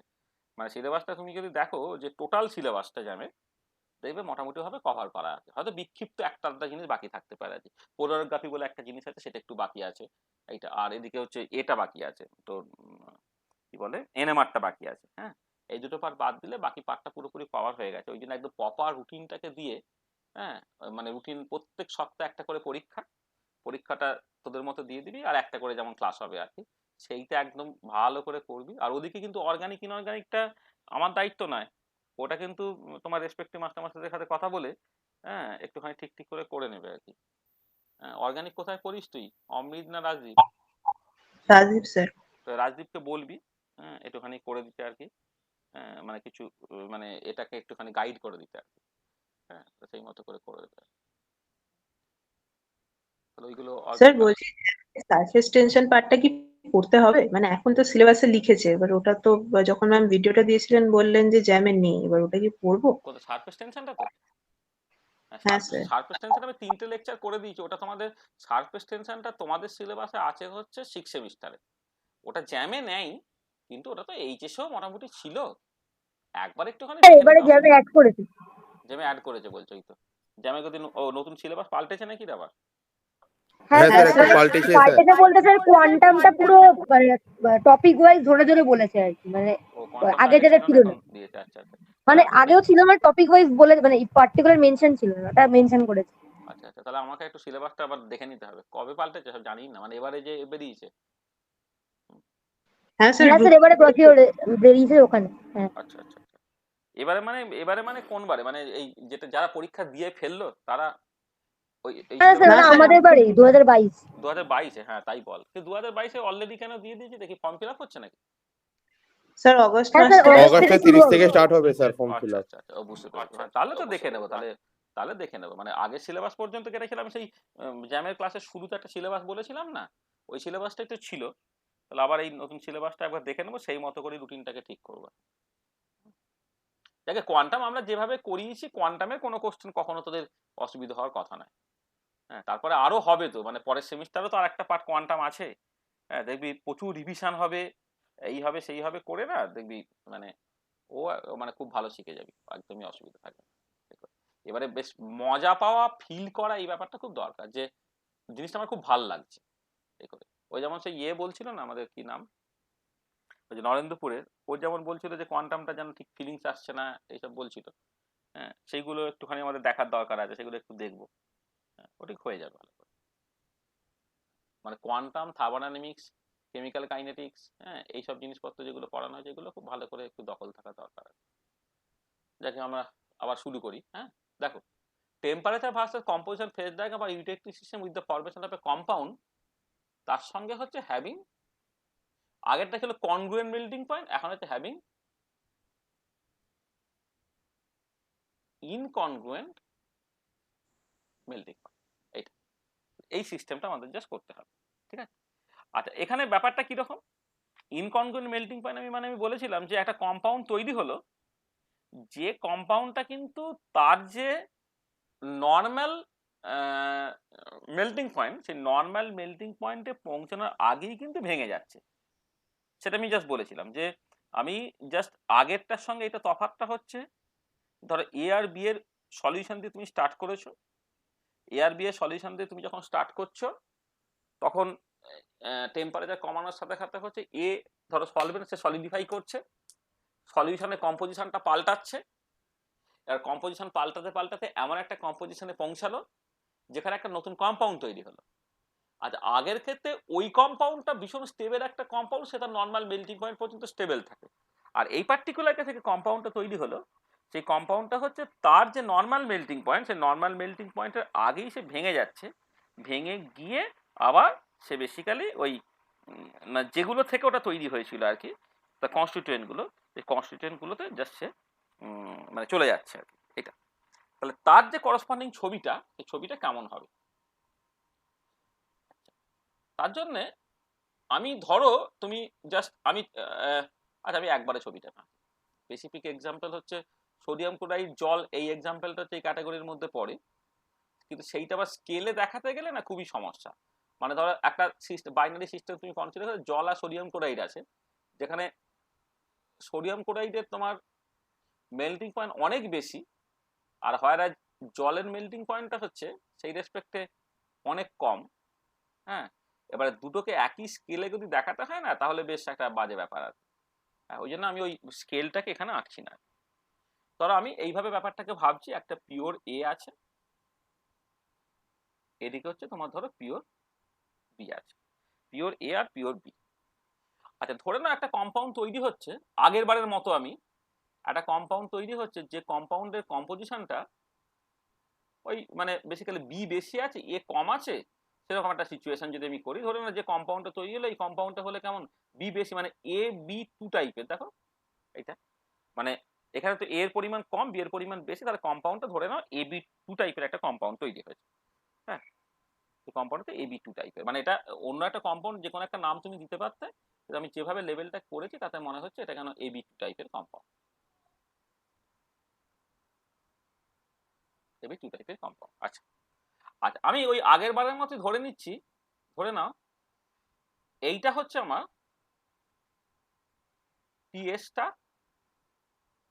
এইটা ধরে নাও টি20টা, এইটা ধরে নাও টি অফ, মানে আমি আগের বারের মতো স্কেলিটনটাকে আঁকছি আর কি, এ বি টু। আচ্ছা এবারে দুটো ইউটেকটিক আছে, এটা ধরে নাও তোমার টিই1, এইটা, আর এইখানে কোথাও একটা ধরে নাও টিই, মানে আমি আগে যেমন করে ধরো করেছিলাম, দেখো এদিকে তোমার টি2, এখানে বি এর ফ্রিজিং পয়েন্ট, কম্পাউন্ডার ফ্রিজিং পয়েন্ট, আর এদিকে দুটো এইভাবে করলাম, আমি সেই মতো করে আঁকলাম। আচ্ছা এবারে তুমি যখন একটা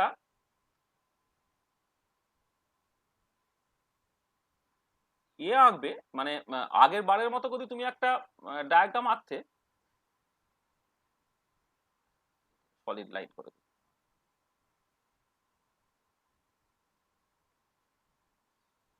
আর যদি ডায়াগ্রাম আঁকতাম তাহলে কি হতো না, এই দিকটা এরকম হতো, আর এইটাকে হতো তোমার নর্মাল ফ্রিজিং পয়েন্ট,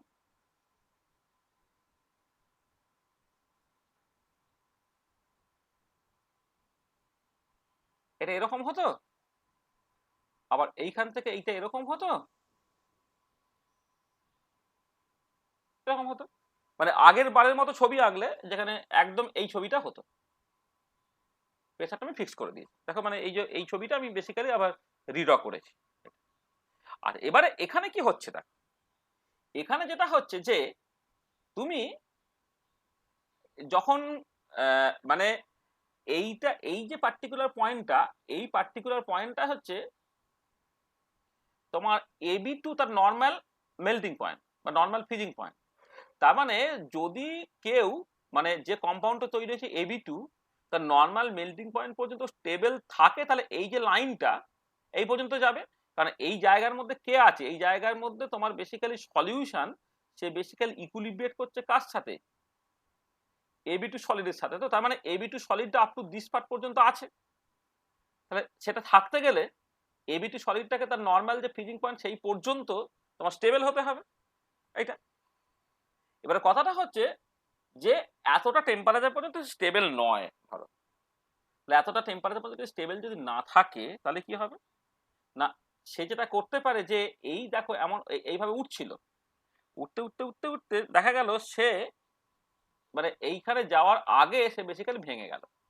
তাই যদি ভেঙে যায়, তাহলে এই যে ছবিটা, এই যে ছবিটা এই রকম করে যাচ্ছিল, সে যদি ভেঙে যায়, ভেঙে গিয়ে আবার এ আর বি তো তৈরি করে ফেলবে। তাহলে যদি এমন হয় যে এইটা এইরকম ভাবে আসছিল, এইটা তোমার এইটা মানে আমি এই ছবিতেই আঁকছি, হ্যাঁ পরে না আমি ওটাকে মুছে দেবো। এইটা দেখা গেল যে এইরকম এইটা এই এলো যেমন আছে, সরি এইটা এইরকম ভাবে যাচ্ছিল,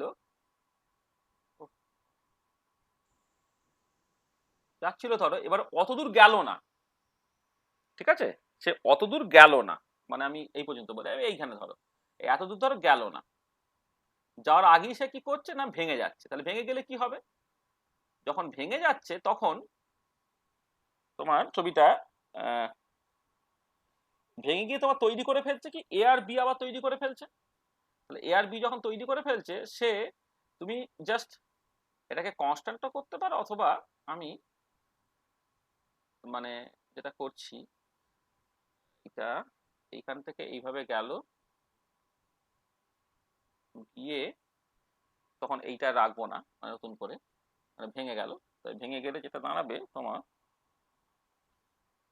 এইটা এই পর্যন্ত না উঠে এটা হচ্ছে তোমার এই ধরো ভেঙে গেল, আর এইটা এখানে ছবিটা একটু বাজে হয়ে গেল আর কি, যাকে এইটা মানে এই জায়গা ভেঙে গেল, মানে দেখো এই যে লাইনটা, এই লাইনটা এত দূর যাচ্ছে না, মানে আমি একটুখানি লাল কালি দিয়ে দেখো তাহলে পরিষ্কার দেখতে পাওয়া যাবে। তাহলে এই আসছে, এই লাইনটা, যে লাইনটা হচ্ছে তোমার যাওয়া উচিত ছিল এতদূর পর্যন্ত, অতদূর পর্যন্ত গেল না, তার আগেই সে ভেঙে গেল। তাহলে ভেঙে গেলে কি হচ্ছে, ভেঙে যাওয়ার পরে তার মানে তখন আর এই এই দুটো মানে তোমার এই যে লাইনটা, মানে এই একটা solid A B two R B solid, তার একটা সিম্পল একটা ইউটেকটিভ পয়েন্ট এসে পৌঁছাচ্ছিল, এখন আর সেটা হবে না, তার বদলে এইখান থেকেই হচ্ছে তোমার এই বিতে গিয়ে পৌঁছে যাবে। তার মানে কি হলো দেখো, যে তোমার এই যে এই যেটা তোমার কালো লাইন ছিল, কালো লাইনটা হচ্ছে তখনই যখন এ বি টু তার নর্মাল মেল্টিং পয়েন্ট পর্যন্ত স্টেবল। তার বদলে এখন কি হয়েছে, তার বদলে এখন যেটা হয়েছে যে সে তার নর্মাল মেল্টিং পয়েন্টে যাওয়ার আগে, তার অনেক আগে দেখো সে বেসিক্যালি ভেঙে গেছে, এই জায়গাটা সে ভেঙে গেছে।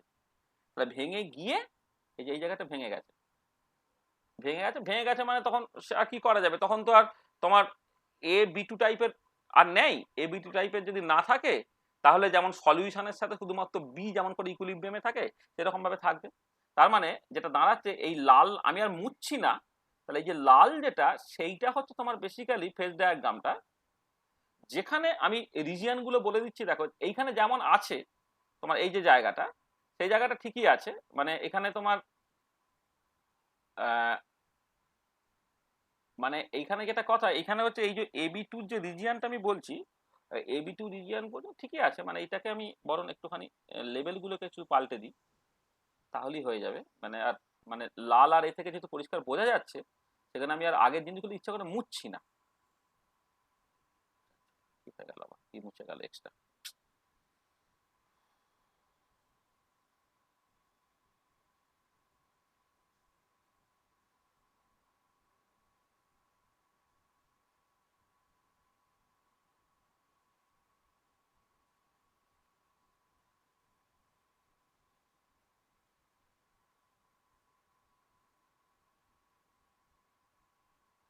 এটা দেখো এখানে কি হচ্ছে না, আমি পিটা ফিক্সড আছে, এইখানে যে টি এ বি স্টারটা যদিও আমি লিখেছি, কিন্তু ওটা তোমার এক্সিস্ট করছে না। এইখানে যদি টি টুটা আমি লিখেছি এখন নতুন সিস্টেমে, সেটাও তোমার এক্সিস্ট করবে না। এই টি ওয়ানটা যেমন আছে তোমার রয়ে গেল। তাহলে আমি জাস্ট রিজিয়নটা যদি বলি যে এই যে জায়গাটায় এই আচ্ছা এই জায়গাটা সলিউশন আছে, এই জায়গাটা সলিউশন আছে, ঠিক আছে। তো এই যে পার্টিকুলার পয়েন্টটা, এই পার্টিকুলার পয়েন্টে মানে রিজিয়নটায় কি আছে না সলিউশন, তার সাথে ইকুইলিব্রেট করছে কে না, আমি এ যেহেতু দিয়েছিলাম এ সলিড, সে ইকুইলিব্রেট করছে। আচ্ছা এবারে দেখো এই যে লাইনটা ঠিক নিচটায়, এই যে জায়গাটা একদম একদম এক্স্যাক্টলি এই জায়গাটা যদি আমি বলি, মানে এই যে পার্টিকুলার পয়েন্টটা ধরো, এই পার্টিকুলার যে পয়েন্টটা যদি ডটের লাইন দিয়ে টানি, তাহলে এর ঠিক এই এই নিচের জায়গাটা, এই জায়গাটা কি আছে দেখো, এই জায়গাটা সলিউশন থাকছে, তার সাথে ইকুইলিব্রেট করছে কে, যে কম্পাউন্ডটা তৈরি হয়েছে এবি টু সলিড, মানে এটা এক্স্যাক্টলি যেমন এই যে এর ঠিক নিচের পোর্শনটা সলিউশনের সাথে যে কম্পাউন্ডটা তৈরি হচ্ছে, সে সলিড অবস্থা ইকুইলিব্রেট করছে। তাহলে এই পয়েন্টটা ঠিক নিচটা হচ্ছে সলিউশন, আর এবি টু সলিড তারা বেসিক্যালি ইকুইলিব্রেট করছে। আচ্ছা এবারে এই যে কার্ভটা, এই কার্ভের উপরে কে আছে না, এই কার্ভের উপরে তোমার সলিউশন আছে, আর এই যে জায়গাটা কে আছে দেখো, খেয়াল করে দেখো, এই জায়গাটা কিন্তু আর মানে আগেরটা খেয়াল করো, একটু ভালো করে খেয়াল করো, আগেরটা যেমন ডান দিকের জায়গাটা তুমি দুটো ভাগে ভাগ করেছিলে, এই যে জায়গাটা যেটা 5 নম্বর জায়গা, সেখানে সলিউশনের সঙ্গে যে নতুন কম্পাউন্ডটা তৈরি হচ্ছিল সলিড অবস্থা তার ইকুইলিব্রিয়েশন ছিল। আর এই যে জায়গাটা 6 নম্বর রিজিয়নটা সলিউশনের সাথে হচ্ছে তোমার যে ম্যাগনেসিয়াম অর্থাৎ বি সলিড তার ইকুইলিব্রিয়াম ছিল। এখন এবার এই পার্টিকুলার কেসে কি, এই পার্টিকুলার কেসে দেখো এই পার্টিকুলার পয়েন্টের পরে কিন্তু এ বিটি যদি ভেঙে যায়, তাহলে ভেঙে গেলে এই যে জায়গাটা, এই জায়গাটা কে থাকবে, সলিউশন, সলিউশনের সঙ্গে কিন্তু শুধুমাত্র বি সলিড তার ইকুইলিব্রিয়াম থাকবে। তার মানে এই যে পুরো জায়গাটাতেই, এই যে পুরো জায়গাটা মানে এই যে মানে আমি বলছি এইটা এইটা এইটা এই যে পুরো জায়গাটা, এই জায়গাটা সলিউশনের সঙ্গে বি সলিড সে কিন্তু বেসিক্যালি তোমার ইকুইলিব্রিয়াম করবে। মানে এখানে কালোটার জন্য যদি ক্লামজি হয় যে আমি কালোটাকে মুছে দিতে পারি, তাহলে মেন ছবিটা হচ্ছে তোমার যেটা আমি সেটা দেখাচ্ছি। তাহলে তুমি যখন খাতায় আঁকবে তখন যে লালটুকু পার্ট তুমি শুধুমাত্র আঁকবে। আমি আগের সঙ্গে এর যে ডিফারেন্সটা সেইটা বোঝানোর জন্য আমি আগের ছবির উপরে এই ছবিটাকে সুপারপোজ করেছি। তাহলে আমার অ্যাকচুয়াল ছবিটা যদি তোমাকে উইদাউট এনি ডিসকাশন শুধু ছবি মাত্র ছবিটাকে আঁকতে বলে, সেখানে শুধুমাত্র লাল পার্টটা, কালো পার্টটা কিন্তু এখানে কোনো এক্সিস্টেন্স নাই আর কি। তাহলে এখানে হচ্ছে এই যে এখানে তুমি ডটের লাইন দিয়ে অলরেডি তুমি দেখিয়ে দিচ্ছ আর কি এটা। আচ্ছা এবারে দেখো এর যে নিচের পোর্শনটা, এই যে নিচের পোর্শনটা দেখো, এইখানে কে আছে, এ সলিড আছে, তার সাথে একটা আরেকটা সলিড থাকছে, সেটা হচ্ছে যে কম্পাউন্ডের কথা বলছি AB2 সলিড সে আছে। আচ্ছা এবার এই যে লাইনটা, এই লাইনের নিচে কে আছে, এই যে লাইনটা, এই লাইনের নিচে কে আছে দেখো, এইখানে কিন্তু যেহেতু তোমার পুরো ভেঙে চলে গিয়েছিল, মানে এই পার্টিকুলার পয়েন্ট যে এইটা যেহেতু তোমার মানে AB2 আর থাকার কোনো জায়গা নেই, তাহলে এই লাইনটা যে লাল লাইনের জাস্ট নিচে যেটা, এই নিচে হচ্ছে তোমার বেসিক্যালি এ সলিড থাকবে প্লাস হচ্ছে তোমার বি সলিড থাকবে। মানে যেমন করে আমাদের ওই মানে সিম্পল ইউটেকটিকের ক্ষেত্রে মানে এই পার্টিকুলার পয়েন্টের ডান দিকে, এই যে পার্টিকুলার পয়েন্টটা, এই পার্টিকুলার পয়েন্টের ডান দিকে তো আর AB2 এক্সিস্ট করে না। তাহলে AB2 যখন ভেঙে গেছে এই পার্টিকুলার টেম্পারেচারে, তাহলে ভেঙে গেলে কি তৈরি হবে, এ আর বি তৈরি হবে, মানে এ বি এর সলিউশন তৈরি হবে। তার মানে এর নিচে যে সলিড মিক্সচারটা থাকবে তাতে তোমার এই বি সলিড থাকবে আর এ সলিড থাকবে, ঠিক আছে। আর এই পার্টিকুলার পয়েন্টটা দেখো, তাহলে এই একটা পার্টিকুলার পয়েন্ট যেটা আমি E1 বলছি, আর এইটাও কিন্তু একটা ইউটেকটিক পয়েন্ট E2। কেন, কারণ দেখো তোমার তিনটে ফেজ ইকুইলিব্রিয়েট করলেই তো তোমার বেসিক্যালি একটা ইনভেরিয়েন্ট পয়েন্ট হয়ে যাবে। তাহলে এই পার্টিকুলার পয়েন্টে কে আছে, না এর এদিকে পুরো সলিউশন আছে, এখানে দেখো সলিউশন বি সলিড আছে, এর নিচে হচ্ছে এ সলিড বি সলিড আছে, এর বাঁদিকটা যদি তুমি ধরো হচ্ছে সলিউশন AB2 সলিড আছে, ইত্যাদি ইত্যাদি। তার মানে তুমি জাস্ট এই পার্টিকুলার পয়েন্টে যখন কনসিডার করবে, এই পার্টিকুলার পয়েন্টে তোমার জাস্ট যেটা তোমাকে যেভাবেই ভাবে, তুমি বাঁ দিক দিয়ে ভাবো বা ডান দিক দিয়ে ভাবো, তোমার সলিউশন আর যে কোনো দুটো সলিড তারা বেসিক্যালি কোএক্সিস্ট করছে। হ্যাঁ, সলিউশন আর যে কোনো দুটো সলিড তোমার এই পার্টিকুলার পয়েন্টে কোএক্সিস্ট করছে।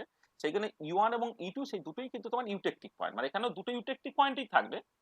এইটা একটা নর্মাল ইউটেকটিক পয়েন্ট যেখানে তোমার সলিউশনের সাথে হচ্ছে এ সলিড আর AB2 সলিড তারা ইকুইলিব্রিয়েট করছে। আর এই পার্টিকুলার পয়েন্টটা তুমি বাঁদিক এদিক থেকে অ্যাপ্রোচ করবে না এদিক থেকে অ্যাপ্রোচ করবে, তার উপরে নির্ভর করে এই পার্টিকুলার পয়েন্টটাও কিন্তু তোমার দুটো সলিড আর একটা সলিউশন হচ্ছে তোমার কোএক্সিস্ট করছে, এইটা।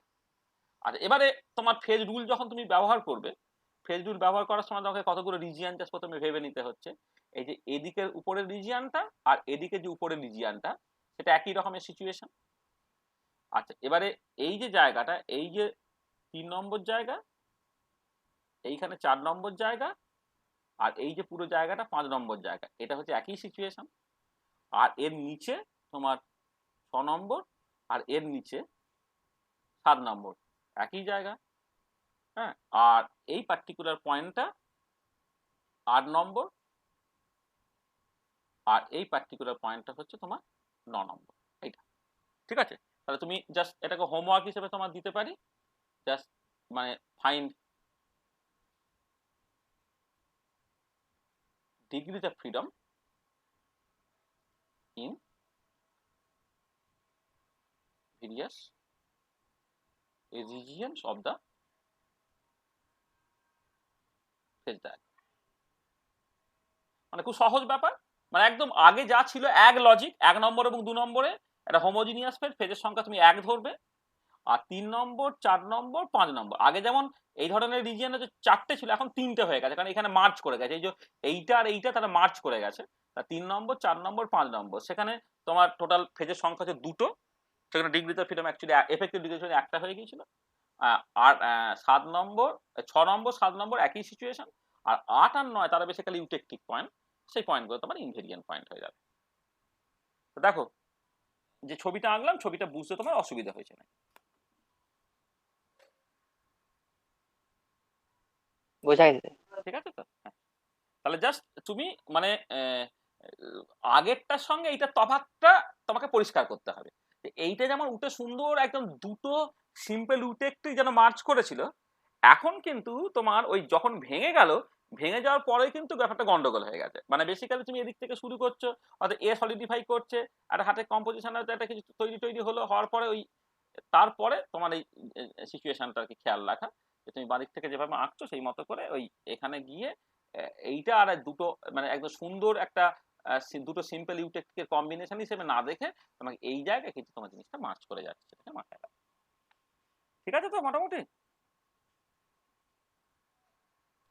হ্যাঁ স্যার।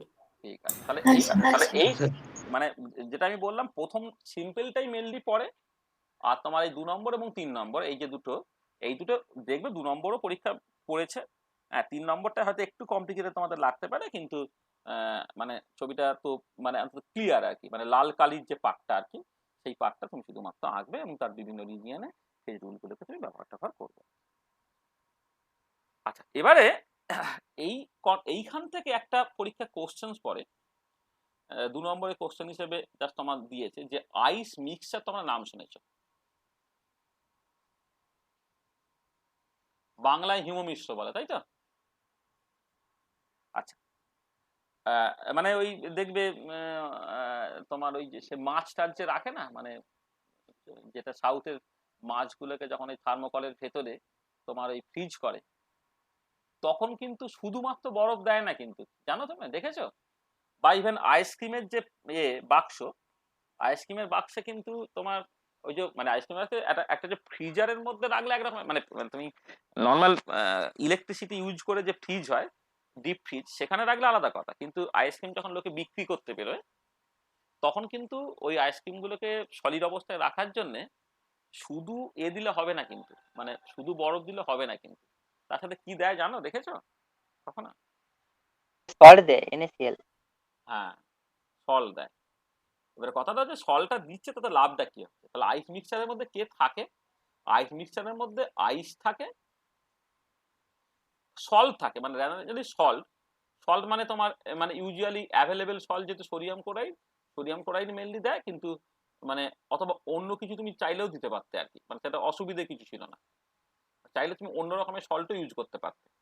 হ্যাঁ, মানে যাকে যেহেতু সোডিয়াম ক্লোরাইড তোমার সস্তা, সেখানে সোডিয়াম ক্লোরাইড লোকে দেয়, মানে এটা মানে অনেক মানে যে কোনো সল্টই দিতে পারে, কিন্তু মানে আমি বলছি মানে এখানে এমন না যে শুধুমাত্র সোডিয়াম ক্লোরাইডই দিতে হবে, আর তার সাথে তো কিছুটা জল তো থাকে, তাহলে এইটা বেসিক্যালি তোমার আইস মিক্সচার।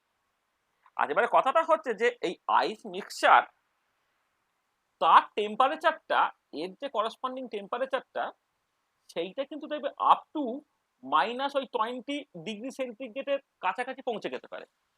মানে যেখানে তোমার আইস তার টেম্পারেচারটা 0 ডিগ্রি সেন্টিগ্রেড, সেখানে আইস মিক্সচারের টেম্পারেচারটা -20 ডিগ্রি সেন্টিগ্রেড বা 21 ডিগ্রি সেন্টিগ্রেড পর্যন্ত তোমার অ্যারাউন্ড চলে যেতে পারে। এবার কথাটা হচ্ছে যে এই -20 বা 21 ডিগ্রি সেন্টিগ্রেড পর্যন্ত সে গেল কি করে, এটা তোমার দেখতে হবে। ঠিক আছে, সেইটা একটুখানি বুঝতে হবে। আচ্ছা দেখো, অ্যাকচুয়ালি মেকানিজমটা বেশ বিউটিফুল মেকানিজম আর কি, মানে তোমার যেটা কথা হচ্ছে যে মানে একটা ন্যাচারাল ফ্রিজ টাইপের আর কি, মানে ফ্রিজের যে অপশন মানে আমাদের রেফ্রিজারেটরে আর কি, রেফ্রিজারেটরে যখন ইলেকট্রিসিটি ইউজ হচ্ছে, এখানে তোমাকে আর্টিফিশিয়ালি টেম্পারেচারটা কমানো হচ্ছে, কিন্তু নেচারের এমন বৈশিষ্ট্য আছে যে শুধু আইস বা শুধু জল বা শুধু সল্ট এই কাজটাকে করতে পারবে না, এদের মিক্সারটা একটা সেলফ কি বলবো মানে সেলফ সাফিসিয়েন্টলি হচ্ছে টেম্পারেচারটা কেমন করে কমাতে পারে। দেখো একটা জিনিস প্রথমে যেটা আমি বলি সেটা হচ্ছে এই যে যদি পিওর ওয়াটার থাকতো, পিওর ওয়াটার তার ফ্রিজিং পয়েন্ট 0 ডিগ্রি সেন্টিগ্রেড, এবার in presence of sodium chloride তোমার জলের ফ্রিজিং পয়েন্ট কি হবে, বাড়বে না কমবে বলো তো?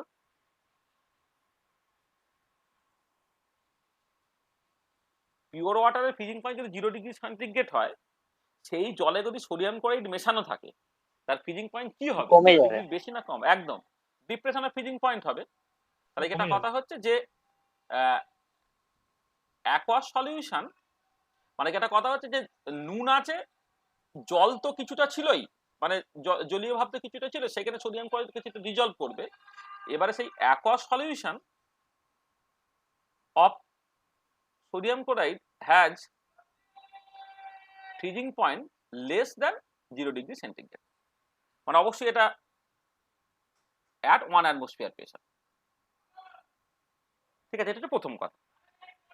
আচ্ছা, এবার আমায় বলো, মানে যদি ডিপ্রেশন অফ ফ্রিজিং পয়েন্ট, মানে আমি বলছি যে আগে যেখানে জলটা বরফে কনভার্টেড হয়ে যেত 0°C, এখন যদি ফ্রিজিং পয়েন্টটা কমে গিয়ে, আমি একটু বেশি করেই বলছি, ধরে নাও তোমার -1° হয়ে গেছে, ধরে নাও ফ্রিজিং পয়েন্টটা -1° হয়ে গেছে, তাহলে আমার আগে তো যেহেতু বরফ টরফই মেনলি ছিল, ওভারঅল টেম্পারেচার তো 0° ছিল, সিস্টেমের টেম্পারেচার 0° ছিল।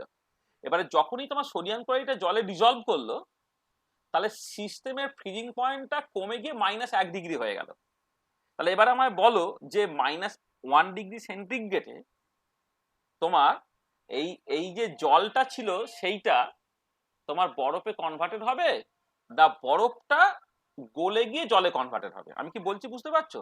যে ধরো এমনি যে টেম্পারেচারটা ছিল, এক্সপেরিমেন্টাল টেম্পারেচার যেটা ছিল, সেইটা তোমার 0°C, এখন ফ্রিজিং পয়েন্টটা হয়ে গেছে লেস দ্যান 0°C। তাহলে এবারে এই যে মিক্সচারটা ছিল, মানে ধরো আমি বলছি এখানে ছিল হচ্ছে আইস প্লাস ওয়াটার, এরাই মেনলি ছিল। তাহলে আইস ওয়াটারের মিক্সচার আছে, এবার ফ্রিজিং পয়েন্টটা হয়ে গেছে 0°C, তাতে তোমার আইসটা জলে কনভার্টেড হবে না জলটা আইসে কনভার্টেড হবে? আমায় বলো। আচ্ছা, আইসে জলে আমি সহজ কথা বলছি, আইসটা জলে হয়ে যাবে। হ্যাঁ, ধরো সিস্টেমের টেম্পারেচার 5°C, আর মানে মানে জল আর বরফের মিক্সচার আছে, তার টেম্পারেচার 5°C, আর এমনিতে জলের ফ্রিজিং পয়েন্ট হচ্ছে 0°C। তাহলে 5°C নিশ্চয়ই বরফ জলে কনভার্টেড হবে, কারণ টেম্পারেচারটা বেশি। তাহলে কি হলো? তাহলে দেখো যে যখনই আমার এই সিস্টেমের টেম্পারেচারটা তোমার বেশি, মানে ফ্রিজিং পয়েন্টে যা সিম্পলি কমে গেছে, তার কনসিকোয়েন্স হিসেবে কি হবে না, আইস উইল মেল্ট ইনটু ওয়াটার, তাই তো? এটা বলছো তো? এটা সবাই কনভিন্স তো? হ্যাঁ স্যার। আচ্ছা, এবারে দেখো আইস যখন জলে কনভার্টেড হবে, এবার আমাকে বলো তো, বরফ থেকে জলে কনভার্সনের জন্য 1 গ্রাম বরফকে জলে কনভার্ট করতে গেলে কি করতে হয়? 80 ক্যালোরি হিট দিতে হয় তো, তাই তো? হ্যাঁ স্যার। তাহলে হ্যাঁ sir. Which requires latent heat. যখন বরফ জলে কনভার্টেড হবে, তার জন্য লেটেন্ট হিট দরকার। এবারে হিটটা কোথা থেকে পাবে? আমি তো বাইরে থেকে কোনো হিট দিচ্ছি না। কি করে, মানে ধরো তুমি একটা বরফ জাস্ট রেখে দিয়েছো, একটা মানে ফ্রিজ থেকে একটা বরফ বের করে তুমি একটা কন্টেনারের মধ্যে রেখে দিয়েছো, সেই বরফটা তো মেল্ট করে যায়। তোমার এক্সপিরিয়েন্স কি? একটা আইসক্রিম তুমি বের করে রেখে দিয়েছো, সেটা মেল্ট করে যায়। এবার কথাটা হচ্ছে 1 গ্রাম বরফকে জলে কনভার্ট করার জন্য তোমার তো 80 ক্যালোরি হিট লাগে। তাহলে এবারে তুমি 1 কেজি একটা বরফের টুকরো তুমি এনে যা সারাউন্ডিং এ রেখে দিলে, সেই বরফটা গললো। এবার 1 কেজি বরফ গলে জলে কনভার্টেড হওয়ার জন্য তোমার 80,000 ক্যালোরি হিট লাগলো। এই 80,000 ক্যালোরি হিট সে কোথা থেকে পায় গো? সারাউন্ডিং থেকে। সারাউন্ডিং থেকে। তার মানে কি? তাহলে এবারে দেখো তোমার সিস্টেমের মধ্যে কে কে আছে? তোমার বরফ, জল আর সোডিয়াম ক্লোরাইড আছে। তাহলে যখন বরফটা তোমার জলে কনভার্টেড হচ্ছে, ই রিকোয়ার্স লেটেন্ট হিট, সেই লেটেন্ট হিটটা কোথা থেকে পাবে? তাহলে it takes this heat from surrounding. আচ্ছা, সারাউন্ডিং এ কে কে আছে? বরফ, জল আর সোডিয়াম ক্লোরাইড আছে তো। তার মানে কি? তাহলে যদি তোমার ওই এটা নেয়, মানে হিটটাকে যদি ওই সারাউন্ডিং থেকে নিয়ে নেয়, সারাউন্ডিং মানে এয়ার নয়, সারাউন্ডিং মানে জল, বরফ এবং সোডিয়াম ক্লোরাইড যে মিক্সচারটা সেখান থেকে আছে, তার temperature of the ice mixture যেটা আমি বলছি, কি করবে? তাহলে ডিক্রিজ করবে। ঠিক আছে, বোঝা গেল? হ্যাঁ স্যার। হ্যাঁ স্যার। হ্যাঁ স্যার। আচ্ছা, এবারে কথাটা হচ্ছে দেখো এই টেম্পারেচার ডিক্রিজ করলো, এবারে কথাটা হচ্ছে যখন ice will melt into water which requires latent heat, এবারে অ্যাট দ্য সেম টাইম তো আইস তো জলে কনভার্টেড হচ্ছে, তাহলে আইস যখন জলে কনভার্টেড হচ্ছে তখন যে এক্সেস জলটা তৈরি হলো তাকে স্যাচুরেট করার জন্য আরো বেশি সোডিয়াম ক্লোরাইড ডিজলভ করবে, তাই তো? হ্যাঁ স্যার। তাহলে হ্যাঁ, sir. More and more sodium chloride will be dissolved in water, মানে প্রথমে সামান্য জল ছিল সেইখানে সোডিয়াম ক্লোরাইড তোমার ডিজলভ করেছিল, সেইখানে তোমার ফ্রিজিং পয়েন্ট কমেছিল। এবারে যখনই বরফটা গলে জলে কনভার্টেড হলো সেই জলটাকে তোমার আবার মানে সেই জল কি করবে, অবশ্যই মিডিয়ামে যেহেতু সলিড সোডিয়াম ক্লোরাইড ছিল সোডিয়াম ক্লোরাইডকে ডিজলভ করবে, তাহলে more and more sodium chloride will be dissolve. তাহলে more and more sodium chloride যখন ডিজলভ করবে তখন কি হবে, freezing point will further decrease. তাহলে যত যত সোডিয়াম ক্লোরাইড তোমার উইল ফার্দার মানে যত সোডিয়াম ক্লোরাইড ডিজলভ করবে তোমার করসপন্ডিং সলিউশনে freezing point of the solution লিখি, এই যে যেমন এই যে ফ্রিজিং পয়েন্ট 0 ডিগ্রি থেকে কমে গিয়েছিল, তাহলে এক্ষেত্রে ফ্রিজিং পয়েন্ট আরো কমবে, তাহলে freezing point of the solution will further reduce, তাই তো? ফ্রিজিং পয়েন্ট আরো কমলো, ফ্রিজিং পয়েন্ট যখন আরো কমে গেল more and more ice will melt, more and more ice will melt, যেটা আবার it requires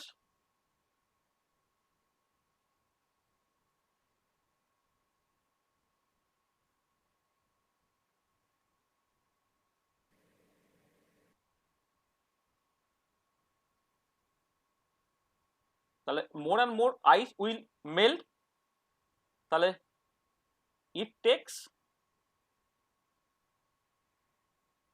more and more heat from the ice mixture, মানে যখন তোমার এই আরো বরফ যখন তোমার ডিজলভ করবে, আরো বরফ ডিজলভ করার জন্য তার ডিজলভ করার জন্য মেল্টিং এর জন্য লেটেন্ট হিটটা সে হচ্ছে সিস্টেম থেকে নেবে, সিস্টেম থেকে নিলে কি হবে দেখো temperature of the ice mixture আবার ডিক্রিজ করবে।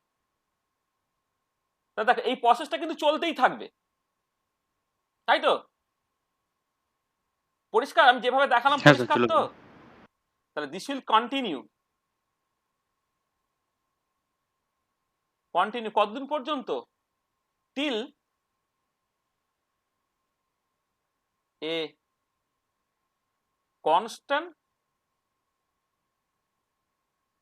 freezing mixture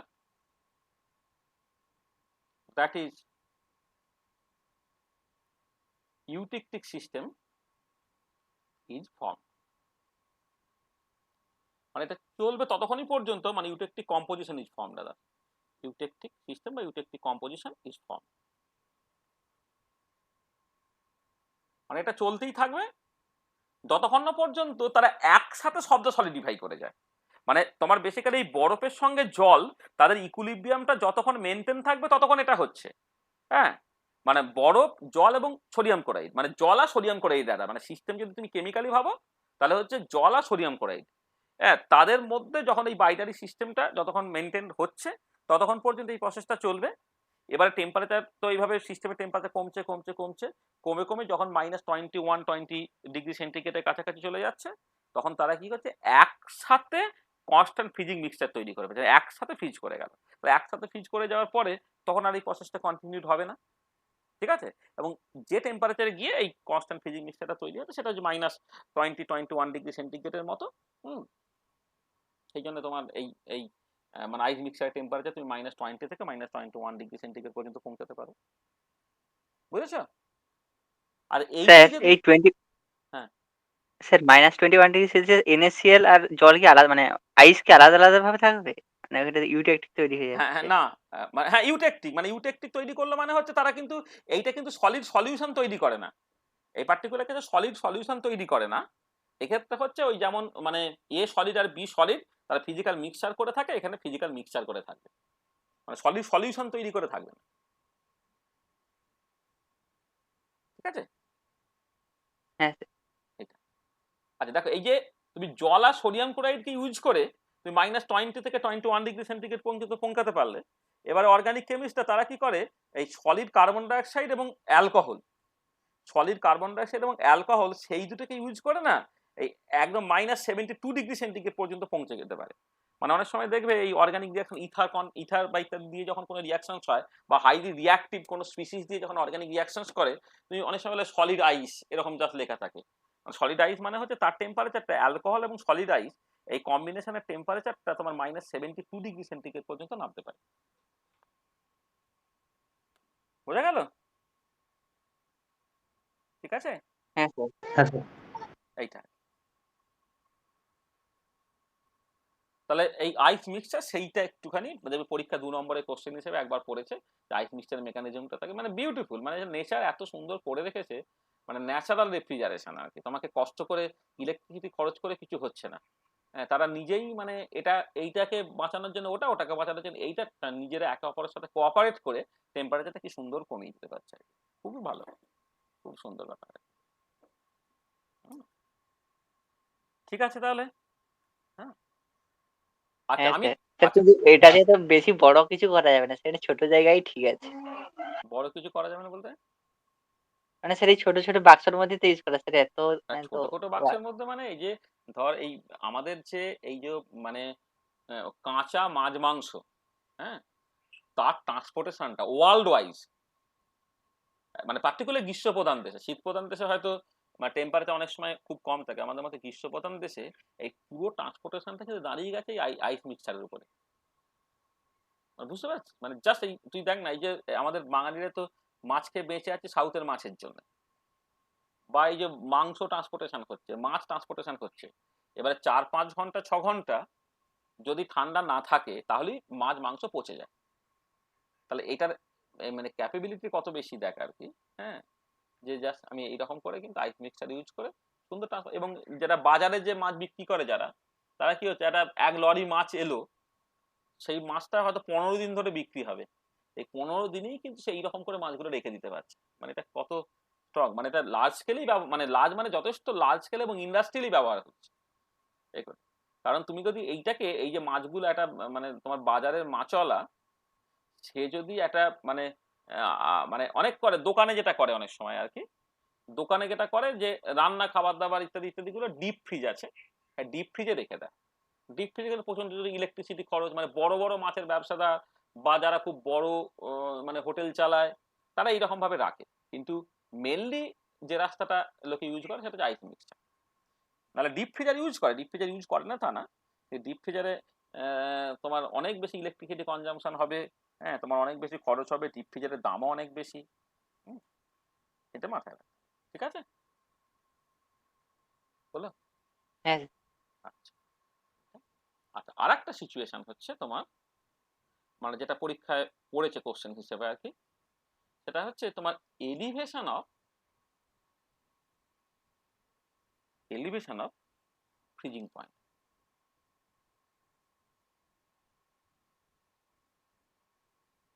আচ্ছা, এর ম্যাথামেটিক্যাল ডেরিভেশনটা তোমরা বাড়িতে করে নেবে, আমি আমাদের বইয়ে করে দেওয়া আছে ভালো করে। মানে বেসিক্যালি তুমি খেয়াল করো, তুমি যখন ওই কোয়ালিটেটিভ প্রপার্টিজে ডিপ্রেশন অফ ফ্রিজিং পয়েন্ট দেখেছিলে, তাহলে আমি জাস্ট কম্পেয়ার করছি, যখন কোয়ালিটেটিভ প্রপার্টি তুমি দেখেছিলে, কোয়ালিটেটিভ প্রপার্টিতে যেটা পড়েছিল সেটা হচ্ছে ডিপ্রেশন অফ ফ্রিজিং পয়েন্ট। আচ্ছা, এখানে কি ছিল না, এখানে তুমি একটা সলিউশন নিয়েছিলে, যে সলিউশনটার মধ্যে মানে একটা ভোলাটাইল সলভেন্ট একটা নন ভোলাটাইল সলিউট ছিল, সে বেসিক্যালি করছিল ইকুইলিব্রিয়ামে ছিল হচ্ছে তোমার বেসিক্যালি একটা পিওর সলিডের সাথে। অর্থাৎ তুমি বেসিক্যালি যেটা করেছিলে, chemical potential of the solvent in solution সেইটাকে ইকুয়াল করেছিলে chemical potential of the pure solvent in the solid phase. তাহলে এইটা তোমার স্টার্টিং পয়েন্ট ছিল কোয়ালিটেটিভ প্রপার্টিতে ডিপ্রেশন অফ ফ্রিজিং পয়েন্ট বের করার জন্য। তার মানে তুমি এখানে অ্যাজিউম করে নিচ্ছিলে যে সলিডটা হচ্ছে তোমার পিওর। তাহলে এখানে যে একটা অ্যাজাম্পশন ধরে নেওয়া হয়েছিল সেটা হচ্ছে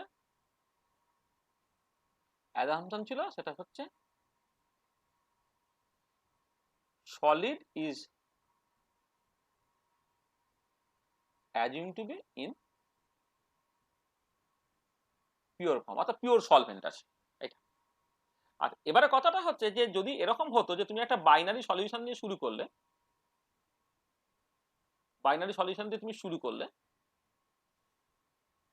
যেটা which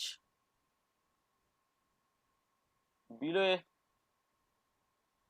certain temperature forms solid solution। এখন সলিড সলিউশন তৈরি করছে, দিস ইজ নট পিওর। ঠিক আছে, আমাদের দেখো এই যে 5টা ইউটেকটিভ সিস্টেম নিয়ে কথাবার্তা বলেছিলাম, 4 নম্বর এবং 5 নম্বরে তারা বেসিক্যালি একটা সলিড সলিউশন তৈরি করে। এবারে সেই সলিউশনটা কমপ্লিটলি মিসেবল বা পার্সিয়াল মিসেবল হতে পারে, তার মতো করে অ্যানালিসিস আলাদা হবে। আমি ধরে নিচ্ছি ফর দ্য টাইমিং সেটা না একটা পিওর সলিউশনই তৈরি করছে। তার মানে এখন দেখো যেটা কথা সেটা হচ্ছে সলিউশন সেটা হচ্ছে লিকুইড ছিল, তার সঙ্গে ইকুইলিব্রিয়েশন হচ্ছে এও সলিউশন, কিন্তু সলিউশনটা এখন সলিড। তাহলে এখন তোমার যখন তুমি থার্মোডাইনামিক ডেরিভেশন বা ইত্যাদি করবে তখন তোমাকে যেটা মাথায় রাখতে হচ্ছে, তাহলে এই পার্টিকুলার কেসে in this case solution binary solution সেটা লিকুইড অবস্থায় ছিল, আর সলিড অবস্থা সে কিন্তু বেসিক্যালি সলিউশন। তার মানে যেটা দাঁড়াচ্ছে যে এখন chemical potential of the solvent বা কোনো একটা পার্টিকুলার পিসিস আর কি, এটা আমি আর স্টার্ট দিচ্ছি না, সেটা হচ্ছে তোমার liquid solution, this should be equal to chemical potential of that solvent বা যে কোনো একটা, মানে এখানে তোমার শুধুমাত্র আমি ধরে নিচ্ছি সলভেন্টের মধ্যে ইকুইলিব্রিয়ামটা ধরছি বটে, তুমি যদি চাও এটা অন্য যে পিসিসটা মানে দুটো পিসিস মানে ith পিসিস তুমি এইভাবে ভাবতে পারো আর কি। এইটা দেখ আমি 1 নম্বরটা আগেরটা 1 নম্বর দিয়ে লিখেছি বলে এটা 1 নম্বর দিয়ে লিখছি, এইটা যেটা বেসিক্যালি সলিড সলিউশন। তাহলে এই কেমিক্যাল পোটেনশিয়ালটা কোন একটা গিভেন টেম্পারেচারে, মানে কোন একটা গিভেন টেম্পারেচার প্রেসারে, হ্যাঁ, এই দুটো সমান হবে। তাহলে এইখান থেকে তোমার অ্যানালিসিস স্টার্ট হবে। তাহলে এইখান থেকে তুমি পরিষ্কার অঙ্ক কষে দেখাতে পারো, হ্যাঁ, যে তোমার এলিভেশন অফ বয়লিং পয়েন্ট হচ্ছে আর কি, একদম মানে ডিপ্রেশন অফ ফ্রিজিং পয়েন্ট যেমন করে তুমি দেখিয়েছিলে ঠিক একই রকম ভাবে এখানে তুমি দেখিয়ে দিতে পারবে যে একটা এলিভেশন অফ বয়লিং পয়েন্ট হচ্ছে। তাহলে এইটা আমি জাস্ট হোমওয়ার্ক হিসেবে দিলাম, তাহলে এই ম্যাথামেটিক্যাল অ্যানালিসিসটা আমি হোমওয়ার্ক হিসেবে দিচ্ছি। আচ্ছা, আমি 2 নম্বরের এটা দেখো যদি 4 নম্বরের কোশ্চেন হিসেবে দেয় বা 5 নম্বরের কোশ্চেন হিসেবে দেয়, তুমি ম্যাথামেটিক্যাল অ্যানালিসিস করে দেখাবে এই ডিপ্রেশন অফ ফ্রিজিং পয়েন্টের ম্যাথামেটিক্যাল অ্যানালিসিস যেহেতু তুমি অলরেডি করেছিলে, এই দেখবে এই এলিভেশন অফ বয়লিং ফ্রিজিং পয়েন্টের অ্যানালিসিসটা এক্স্যাক্টলি একই রকম ভাবে করবে, যেটা আমি হোমওয়ার্ক হিসেবে দিয়ে রাখলাম। আচ্ছা, এবারে যদি 2 নম্বরের কোশ্চেন হিসেবে দেয়, 2 নম্বরের কোশ্চেন হিসেবে তুমি এটাকে কিভাবে এক্সপ্লেন করবে। দেখো এই যে যখন আমি ফ্রিজিং পয়েন্ট নিয়ে কথাবার্তা বলি, ধরো একটা জাস্ট নর্মাল লিকুইড, ধরো একটা পিওর লিকুইড, নর্মাল লিকুইড মানে একটা পিওর লিকুইডের কথা বলছি। তাহলে পিওর লিকুইড কখন ফ্রিজ করে কিভাবে তুমি দেখো, তাহলে পিওর লিকুইড এর ক্ষেত্রে তুমি যদি দেখো, ধরো একটা পিওর লিকুইড তার একটা ভেপার প্রেসার আছে, মানে আমি এক কাজ করি যে তোমার এই ধরো তোমার সলিড পিওর সলিড, আর এইটা ধরো তোমার পিওর লিকুইড। আচ্ছা, এদিকে হচ্ছে আমি ভেপার প্রেসারটাকে দেখাচ্ছি। আচ্ছা, প্রথমে দেখো বয়লিং পয়েন্ট তোমরা শিখেছিলে, বয়লিং পয়েন্ট কি হয় না, যখন টেম্পারেচার তুমি বাড়াচ্ছ, টেম্পারেচার বাড়িয়ে বাড়িয়ে বাড়িয়ে বাড়িয়ে এই উপরে একটা অ্যাটমসফেরিক, ধরো এইখানে তোমার একটা অ্যাটমসফেরিক প্রেসার আছে, মানে পি অ্যাটমসফেরিক প্রেসার আছে। এবারে যখন তুমি বয়লিং পয়েন্ট দেখো তখন কি করতে হয় না, যেটা হচ্ছে যে লিকুইড তার টেম্পারেচার যখন বাড়াচ্ছ, বাড়িয়ে বাড়িয়ে বাড়িয়ে বাড়িয়ে লিকুইডের ভেপার প্রেসারটা যখন অ্যাটমসফেরিক প্রেসারের সঙ্গে সমান হচ্ছে তখন সে বয়েল করে, তাই তো? বয়লিং পয়েন্টটা মনে আছে তো, যে একটা লিকুইড তার টেম্পারেচার বাড়াচ্ছ, ভেপার প্রেসার বাড়ছে, ভেপার প্রেসার বেড়ে বেড়ে বেড়ে বেড়ে যখন ভেপার প্রেসারটা অ্যাটমসফেরিক প্রেসারের সঙ্গে সমান হয়ে যায় তখন সে বেসিক্যালি হচ্ছে বয়েল করে যায়। আর এবার মেল্টিংটা তুমি কিভাবে দেখো, না, মেল্টিং পয়েন্টটা এইরকম ভাবে দেখতে হয় যে যখন টেম্পারেচার বাড়ানো হচ্ছে, হ্যাঁ, মানে আমি সলিড নিচ্ছি, ধরো সলিড নিয়েছি, একটা একটা এই পিওর লিকুইড, তার একটা ভেপার প্রেসার আছে। আমি এই দেখো এখানে আমি আবার বলছি যে অ্যাটমসফেরিক প্রেসারে লিকুইডের ভেপার প্রেসারটা টেম্পারেচার বেরিয়ে অ্যাটমসফেরিক প্রেসারের সঙ্গে সমান হলে তখন বয়েল করে। ওইটা আমাদের আলোচনার বিষয় না। আমাদের আলোচনার বিষয়টা হচ্ছে মেল্ট করা বা ফ্রিজ করা। তুমি দুরকম করে ভাবতে পারো, ধরো তোমার একটা পিওর লিকুইড আছে, তার একটা সার্টেন ভেপার প্রেসার আছে, সেটা হচ্ছে তোমার এতটা। আর এবার তুমি পিওর সলিড নিলে, এবারে পিওর সলিডের টেম্পারেচারটা বাড়াচ্ছ, তাহলে পিওর সলিডের টেম্পারেচার বাড়ালে তার ভেপার প্রেসার বাড়বে। তাহলে একটা সময়ে যখন এই ভেপার প্রেসার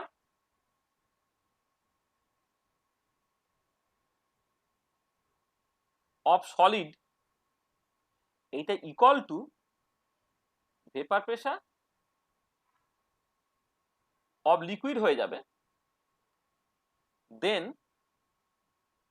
সলিড মেল্ট, তাই তো? তাহলে মেল্টিং পয়েন্টটা কখন পৌঁছায় তুমি দুরকম করে ভাবো। যখন সলিডের টেম্পারেচার বাড়িয়ে তুমি মেল্ট করবে মনে করছো, তাহলে সলিডের টেম্পারেচার বাড়াচ্ছে মানে সলিডের এমনিতে কি হয়, এমনিতে লিকুইডের তুলনায় সলিডের ভেপার প্রেসার কম, এমনিতে লিকুইডের তুলনায় সলিডের ভেপার প্রেসার কম। এবারে তুমি সলিড নিয়ে তার টেম্পারেচার বাড়াচ্ছ, তাহলে সলিডের ভেপার প্রেসার বাড়ছে, সেইটা বেড়ে বেড়ে বেড়ে বেড়ে যখন লিকুইডের ভেপার প্রেসারের সঙ্গে সমান হয়ে গেল তখন সলিড মেল্ট করলো। অথবা এটা ঘুরিয়ে দেখতে পারো এইরকম ভাবে যে সলিডকে তুমি ঘাটালে না, পিওর লিকুইড তুমি নিলে, তার টেম্পারেচার তুমি কমিয়ে কমিয়ে কমিয়ে কমিয়ে, টেম্পারেচার কমানো মানে তার ভেপার প্রেসারটা কমছে, তাহলে লিকুইডের টেম্পারেচার কমিয়ে তার ভেপার প্রেসার কমলো, কমে কমে যখন লিকুইডের ভেপার প্রেসারটা পিওর সলিডের ভেপার প্রেসারের সঙ্গে সমান হয়ে গেল তখন সে ফ্রিজ করলো। তার মানে বুঝতে পারছো তো যে পিওর অবস্থা, আমি পিওর লিকুইড নিয়ে কথাবার্তা বলছি, আমি সলিউশনে এবার আসবো।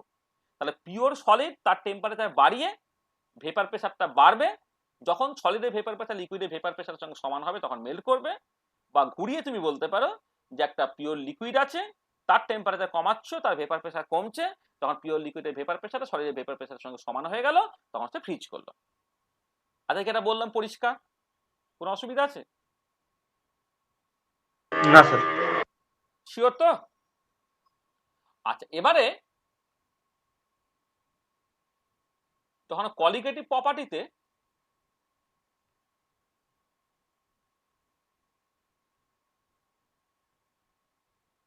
এবার কোয়ালিটেটিভ প্রপার্টিতে কি হয়েছিল না, কোয়ালিটেটিভ প্রপার্টি তুমি একটু খেয়াল করো। এই হচ্ছে আমার vapour pressure,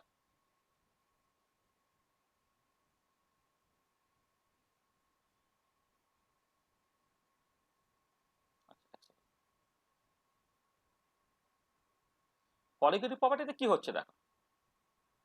qualitative প্রপার্টিতে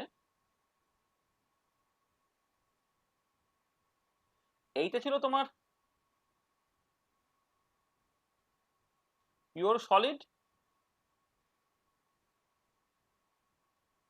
pure liquid, তাদের মধ্যে ভেপার প্রেসারের এতটা গ্যাপ ছিল, ডেল্টা পি স্টার। আর এবারে যখনই তোমার সলিউশন হলো, এবারে কি ধরে নেওয়া হয়, যখন কোয়ালিটেটিভ প্রপার্টি তুমি করো তখন সলিডটা পিওর ছিল, পিওরই থাকছে, লিকুইডটা কি হচ্ছে এখন সলিউশন হয়ে যাচ্ছে। আর এবারে আমাকে বলো যে একটা নন ভোলাটাইল সলিউট যদি একটা ভোলাটাইল সলভেন্টে অ্যাড করা হয়, যেটা কোয়ালিটেটিভ প্রপার্টির মূল বিষয় আর কি, সেখানে কি হয়, সলিউশনের ভেপার প্রেসারটা কমে না বাড়ে? মানে পিওর সলভেন্ট তার ভেপার প্রেসার বেশি না কমে যায়, তাই তো? তাহলে কমে গিয়ে এইটা যেমন আছে তেমন হয়ে গেল, এইটা কমে গিয়ে এখানে চলে গেল। তাহলে এটা কি হচ্ছে না, এটা হচ্ছে তোমার সলিউশন, মানে সলভেন্ট ইন সলিউশন আর কি। এটা হচ্ছে আমি একদম সলিউশন লিখছি। তাহলে যখন লিকুইড থেকে সলিউশন হলো তার ভেপার প্রেসারটা কমে গেছে, তাই তো? এটা জানো তুমি। তাহলে এবারে এই যে এখন গ্যাপটা তুমি ডেল্টা পি বলো, যে ডেল্টা পিটা অবশ্যই less than delta P star, ঠিক আছে? তাহলে এবারে দেখো পিওর সলিডের ক্ষেত্রে আমি যদি লিকুইডটাকে ফিক্সড রাখি, তাহলে পিওর সলিডের ক্ষেত্রে যতটা টেম্পারেচার বাড়িয়ে সলিডের ভেপার প্রেসার লিকুইডের ভেপার প্রেসার সমান হবে, তার তুলনায় যেহেতু এখন এই গ্যাপটা কমে গেছে, তাহলে এই পার্টিকুলার কেসে তাহলে যখন তুমি মানে যখন সলিউশনের গল্প হবে তখন পিওর সলিডের টেম্পারেচারটা সামান্য বাড়ালেই হচ্ছে তার ভেপার প্রেসারটা সলিউশনের যে সলভেন্ট আছে তার যে ভেপার প্রেসার তার সঙ্গে সমান হয়ে যাবে। সমান হয়ে গেলে সে বেসিক্যালি মেল্ট করে যাবে। বা ঘুরিয়ে তুমি বলতে পারো যদি তুমি টেম্পারেচার কমাও, পিওর সলিড যেখানে ছিল সেখানে আছে, এখন পিওর লিকুইডের তুলনায় সলিউশনের যেহেতু ভেপার প্রেসারটা কমে গেল, তাহলে সামান্য টেম্পারেচার কমালেই হচ্ছে, তখন ভেপার প্রেসার সমান হয়ে যাবে। তা ভেপার প্রেসার সমান হয়ে গেলে কি হবে, মানে পরিষ্কার বোঝা গেল there should be a depression of freezing point. ঠিক আছে, কি পরিষ্কার তো? হ্যাঁ স্যার। হ্যাঁ হ্যাঁ স্যার। স্যার। তার মানে আমি যেটা মুখে বললাম সেটা লিখছি না, there will be depression of freezing point.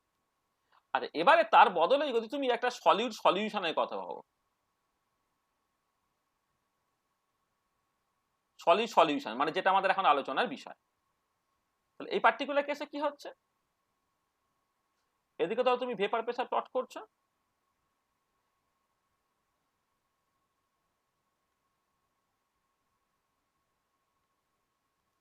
ধরো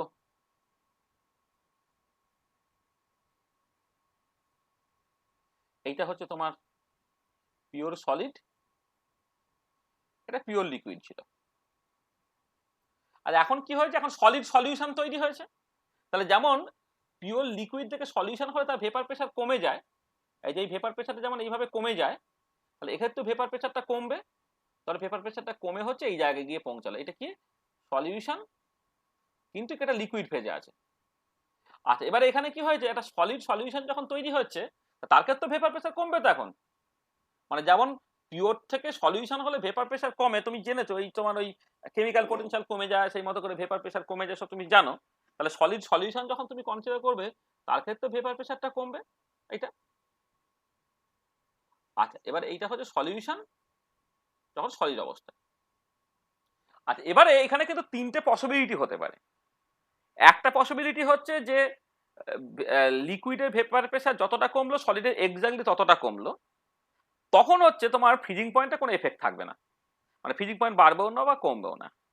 আর আরেকটা হতে পারে সলিডটা কম কমলো, লিকুইডটা বেশি কমলো, তাহলে আগের মতো situation depression of freezing point হবে। আমি একদম এক্সট্রিম কেসটাকে করছি, মানে আমাদের যে জিনিসটা দেখাতে চাই এলিভেশন অফ ফ্রিজিং পয়েন্ট, সেটার জন্য যে এরকম সিচুয়েশন হতে পারে, সব ক্ষেত্রে হবে সেরকম বলছি না, কিন্তু এরকম সিচুয়েশন হতে পারে যেখানে লিকুইড লিকুইড ফেজে সলিউশন হলে, পিওর লিকুইড থেকে সলিউশন হলে ভেপার প্রেসার যতটা কমে, মানে এই যে এই পার্টিকুলার কেসে এই যে গ্যাপটা, এই গ্যাপটা ডেল্টা পি স্টার, আর এই যে গ্যাপটা এটা যদি আমার ডেল্টা পি হয়, এই গ্যাপটা দেখা গেল ডেল্টা পিটা actually greater than delta P star হয়ে গেছে, অর্থাৎ পিওর অবস্থায় ভেপার প্রেসারের যে ডিফারেন্স, সলিউশনে কিন্তু ভেপার প্রেসার ডিফারেন্সটা বেড়ে গেছে। তাহলে এই পার্টিকুলার কেসে কি হবে, গ্যাপ যদি বেড়ে যায়, তাহলে তোমার লিকুইডের টেম্পারেচারটা আরো বেশি কমাতে হবে, তবে সলিডের টেম্পারেচারের সঙ্গে, সলিডের ভেপার প্রেসারের সঙ্গে সমান হবে। তোমার there should be an elevation of freezing point, there should be an elevation of freezing point. তাহলে এইখানে হয়তো টেম্পারেচার কমিয়ে, জলের টেম্পারেচার কমিয়ে 0 ডিগ্রি সেন্টিগ্রেড পর্যন্ত এলেই হচ্ছে দুজনের ভেপার প্রেসার সমান হয়ে গিয়েছিল। এক্ষেত্রে কিন্তু তোমাকে দেখা গেল হয়তো -2 ডিগ্রি সেন্টিগ্রেড, সরি বেশি টেম্পারেচার, হ্যাঁ দাঁড়া এক সেকেন্ড, কি বললাম, হ্যাঁ ঠিকই আছে, মানে উল্টো দিক দিয়ে ধরো, মানে এদিক দিয়ে দেখলে সুবিধা আর কি। মানে তুমি ধরো একটা সলিড সলিউশন, তার টেম্পারেচারটা অনেক বেশি বাড়াতে হবে, বেশি হতে মানে 0 ডিগ্রি সেন্টিগ্রেড পর্যন্ত আর পৌঁছাতে হবে না, 0 ডিগ্রি থেকে বেশি টেম্পারেচার পর্যন্ত পৌঁছাতে হবে, তার মানে there should be an elevation of freezing point.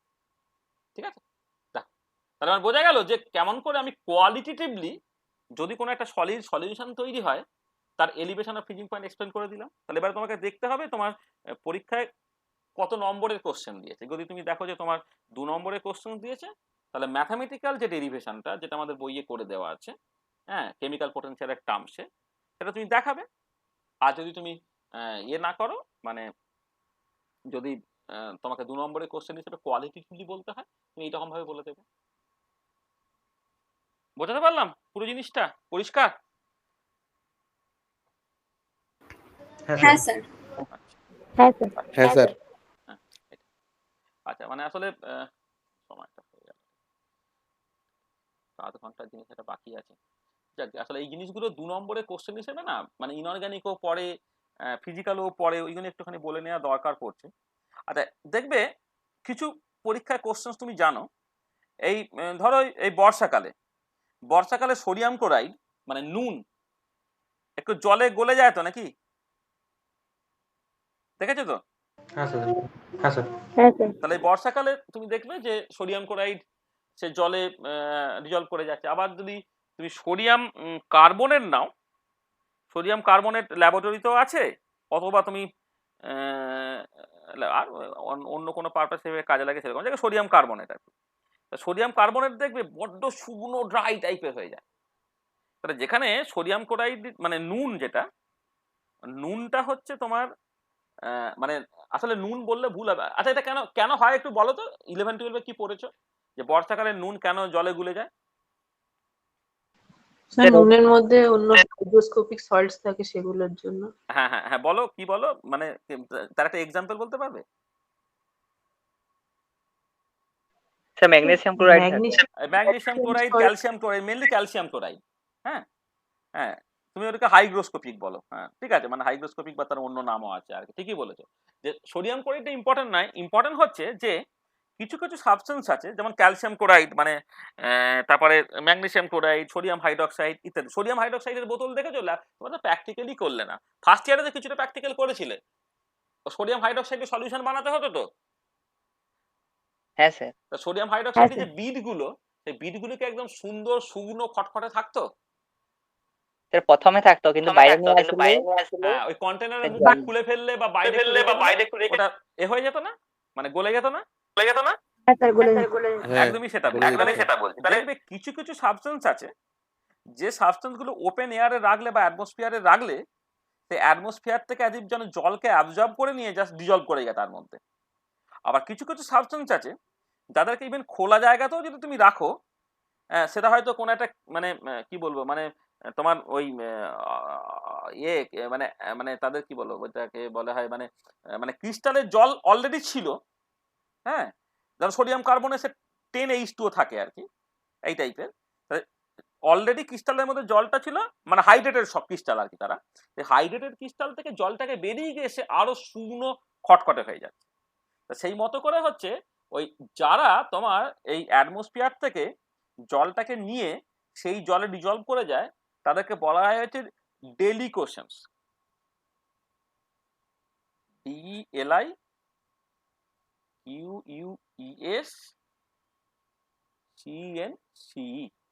ডেলিকোশনস। আর কেউ কেউ আছে যারা হচ্ছে তোমার ওই জলটাকে ছেড়ে দিয়ে শুকনো হয়ে যায়, তাদেরকে বলে এফ্লোরেশনস।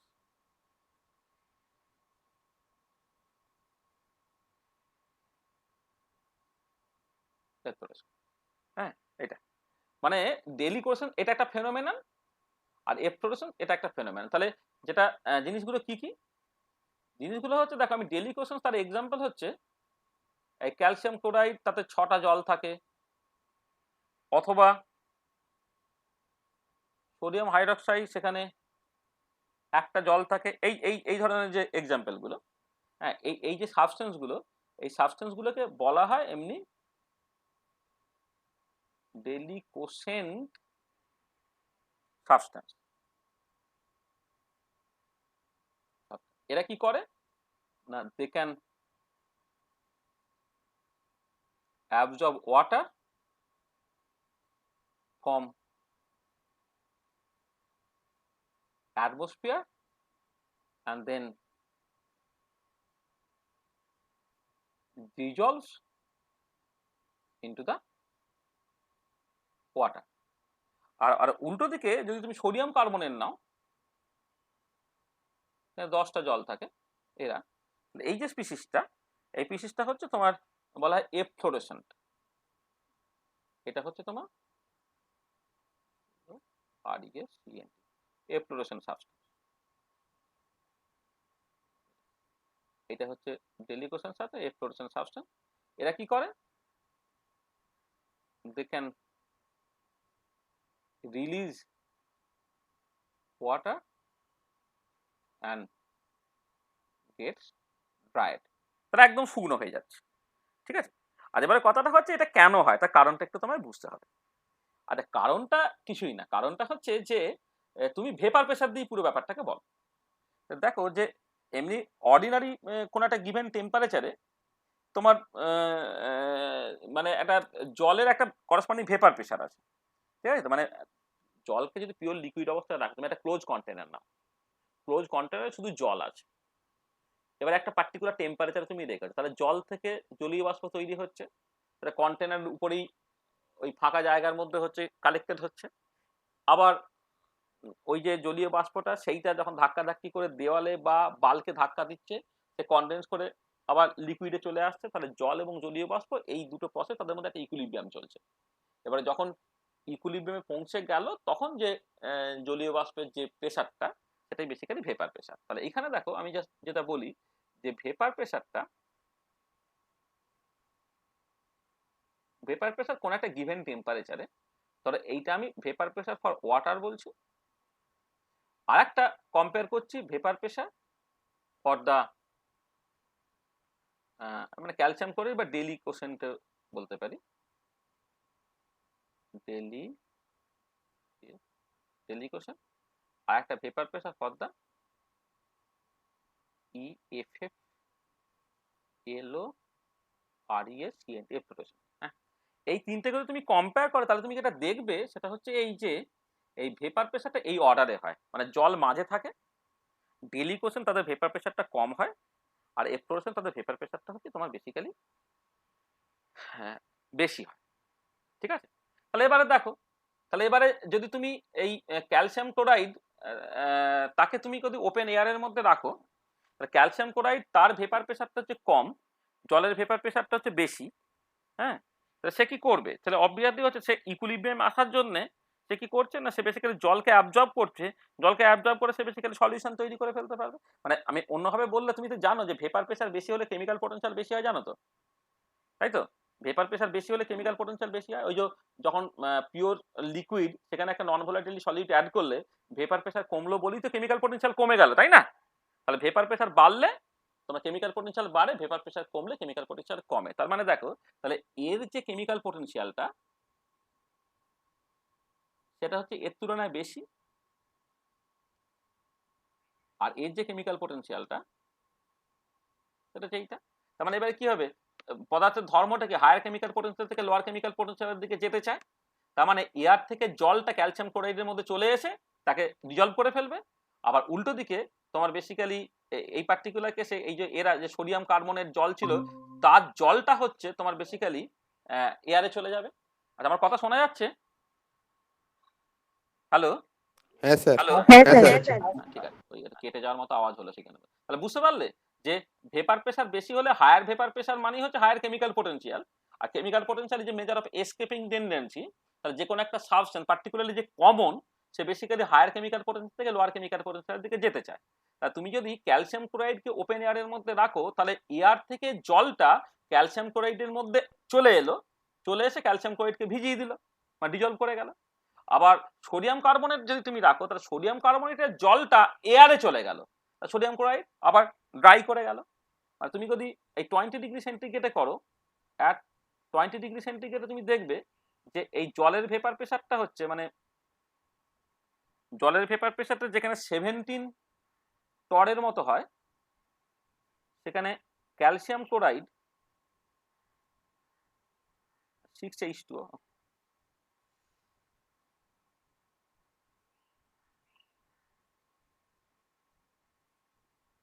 সেখানে vapour pressure for the calcium chloride 6H2O, সেটা অ্যাপ্রক্সিমেটলি 8 টরের মতো হয়। আর এখানে সোডিয়াম কার্বনের যেটা, তার ভেপার প্রেশারটা হচ্ছে অ্যারাউন্ড 24-এর মতো হয়, 24 টরের মতো হয় 20 ডিগ্রি সেন্টিগ্রেড। তার মানে পরিষ্কার বুঝতে পারছো যে জল, এয়ারের জল চলে আসবে ক্যালসিয়াম ক্লোরাইডের মধ্যে, আর সোডিয়াম কার্বনেটের জল চলে যাবে হচ্ছে তোমার বেসিক্যালি অ্যাটমসফিয়ারে। সেইখানে কি হবে, সোডিয়াম কার্বনেট হচ্ছে আরো আরো আরো আরো শুকনো হবে, আর ক্যালসিয়াম ক্লোরাইড হচ্ছে আরো আরো আরো হচ্ছে ভিজে যাবে। বোঝা গেল ডেলি কোশ্চেন এক্সপ্লোরেশন? এটা ইনঅর্গানিকেও পরীক্ষায় কোশ্চেন্স পড়ে আর কি, এই ধরনের জিনিস এর উপরে বেস করে। ঠিক আছে, মানে এরকম মানে ছোটখাটো অনেক জিনিসপত্র আছে আর কি, যেগুলো তোমার এই জায়গাটা ভালো করে জানলে তুমি ভালো করে পড়তে পারবে। আচ্ছা, তুমি আরেকটা, যেমন আমি জাস্ট লাস্ট বলছি, মানে আরো অনেক রকম ফেনোমেনন আছে, এত ভালো ভালো সব জিনিসপত্র আছে না এখানে। হ্যাঁ, তোমার ফিউশন মিক্সচার তোমরা নাম শুনেছো? মানে ইনঅর্গানিক কোয়ালিটেটিভ প্র্যাকটিক্যাল তো করলেই না, করেছো না? ফার্স্ট ইয়ারে ছিল একটু ওই র্যাডিক্যাল বের করা, র্যাডিক্যাল বের করে স্যার 6 সেমিস্টারে ছিল? স্যার র্যাডিক্যাল বের করার পরে পরের সেমে আছে স্যার ওটা। তাহলে তো ভালো, তাহলে বাবা ভালো আর কেন বলছি, মানে মানে পরের সেমেও তো ক্লাস কলেজ হবে না, কি আর করা যাবে। দেখ স্যার আনফরচুনেট 6 ব্যাপার। সেমিস্টারে ও 6 সেমিস্টারে আছে? হ্যাঁ স্যার, ও হ্যাঁ স্যার 6 সেমিস্টারে আছে। 6 সেমিস্টারে আছে স্যার ওটা র্যাডিক্যাল বার করা। একটুখানি মানে কি বলবো, একটু উপরওয়ালাকে ডাকো যদি তার মধ্যে পরিস্থিতি স্বাভাবিক হয়ে যায়। মানে এই যে inorganic qualitative practical is the toughest practical আর কি। হ্যাঁ, যেটা মানে সত্যি সত্যি মানে কেমিস্ট্রিটা এই ইনঅর্গানিক কোয়ালিটেটিভ প্র্যাকটিক্যাল করলে শেখা যায়। মানে পার্টিকুলার ইনঅর্গানিক কেমিস্ট্রিটা ওই ইনঅর্গানিক কোয়ালিটি প্র্যাকটিক্যাল করলে ঠিক ঠিক করে শেখা যায়। যেটা তুমি কাগজে পড়ছো, খাতায় পড়ছো, যে সত্যি সত্যি চোখের সামনে সেগুলো ঘটছে, দারুণ ইন্টারেস্টিং ব্যাপার আর কি। দেখ একটা ফিউশন টেস্ট বলে একটা ব্যাপার আছে আর কি। হ্যাঁ, যেখানে হচ্ছে সমস্ত যে মেটাল সল্ট গুলো আছে সেইগুলোকে নিয়ে মানে একটা যা সলিউশন বানানো হয় আর কি। হ্যাঁ, সেক্ষেত্রে তোমার এই ফিউশন মিক্সচারের কম্পোজিশনটা হচ্ছে তোমার মানে ফিউশন টেস্ট বলে। ফিউশন মিক্সচার করে মানে বেসিক্যালি কম্পাউন্ড গুলোকে নেওয়া হয়, ফিউশন মিক্সচারের মধ্যে রেখে বেশ করে তোমার গরম করতে হয়। গরম করার পরে হচ্ছে তারপরে জল দিলে তোমার করসপন্ডিং মানে মানে করসপন্ডিং মানে মানে যার যে কোনো সল্টই হোক না কেন এই ফিউশন মিক্সচারের সাথে গরম করলে তারা করসপন্ডিং কার্বনেট সল্টে কনভার্টেড হয়ে যায় এবং সেই কার্বনেট গুলো হচ্ছে তোমার বেসিক্যালি জলে সলেবল হয়ে যাবে। সেই জন্য আর কি। যাকে যেটা হচ্ছে যে মানে এখানে এই 1:1 অনুপাতে সোডিয়াম কার্বনেট থাকে। তো মানে আমি করছি, আমি ভুল বললাম, মানে প্রত্যেকে সোডিয়াম সল্টে কনভার্ট, কার্বনের সল্টে না। মানে যারা থাকতে তাদের মানে যে অ্যানায়ন গুলো আছে তাদের করসপন্ডিং সোডিয়াম সল্টে কনভার্টেড হয়ে যাবে, আর সোডিয়াম সল্ট গুলো সব জলে সলেবল আর কি। করে সেই সলিউশনটাকে নিয়ে তুমি জাস্ট টেস্টটা করতে পারবে। তাহলে এখানে তুমি 1:1 অনুপাতে sodium carbonate and potassium carbonate তুমি নিচ্ছ, পটাশিয়াম কার্বনেট নিচ্ছ। আচ্ছা, এবারে কথাটা হচ্ছে যে তোমার যেহেতু টার্গেট হচ্ছে সোডিয়াম সল্টে কনভার্ট করা, তাহলে তুমি সোডিয়াম কার্বনেট পটাশিয়াম কার্বনেট তাদের 1:1 মিক্সার নিয়েই তোমাকে কেন গরমটাকে করতে হচ্ছে। কিন্তু শুধু সোডিয়াম কার্বনেট নিয়েই গরম করতে পারতে, বা শুধু পটাশিয়াম কার্বনেট নিয়ে মানে পটাশিয়ামের সল্টগুলো হচ্ছে অ্যাকোয়াস সলেবল, তাহলে শুধু পটাশিয়াম কার্বনেট নিয়েই তো তুমি জাস্ট গরম করতে পারতে। আচ্ছা, অ্যাকচুয়ালি কেন করা হয় তার কারণটা হচ্ছে এই যে তোমার যদি মেল্টিং পয়েন্ট বা ফ্রিজিং পয়েন্ট দেখো, তাহলে normal melting point for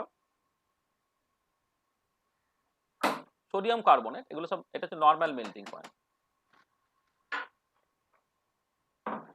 normal melting point for sodium carbonate সেইটা অ্যারাউন্ড তোমার 820 ডিগ্রি সেন্টিগ্রেড এইটা।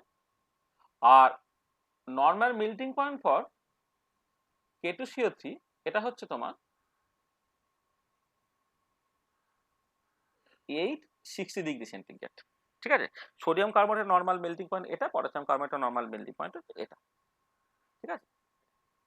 আচ্ছা, এবারে তাহলে দেখো তুমি যখন গরম করছো তোমার ফ্লেম, সেই ফ্লেমেতেই তোমার সাথে গরমটা করতে হচ্ছে, তাহলে ফ্লেমের টেম্পারেচার 820 ডিগ্রি থেকে 860 ডিগ্রি এই পর্যন্ত আমাকে উঠতে হচ্ছে।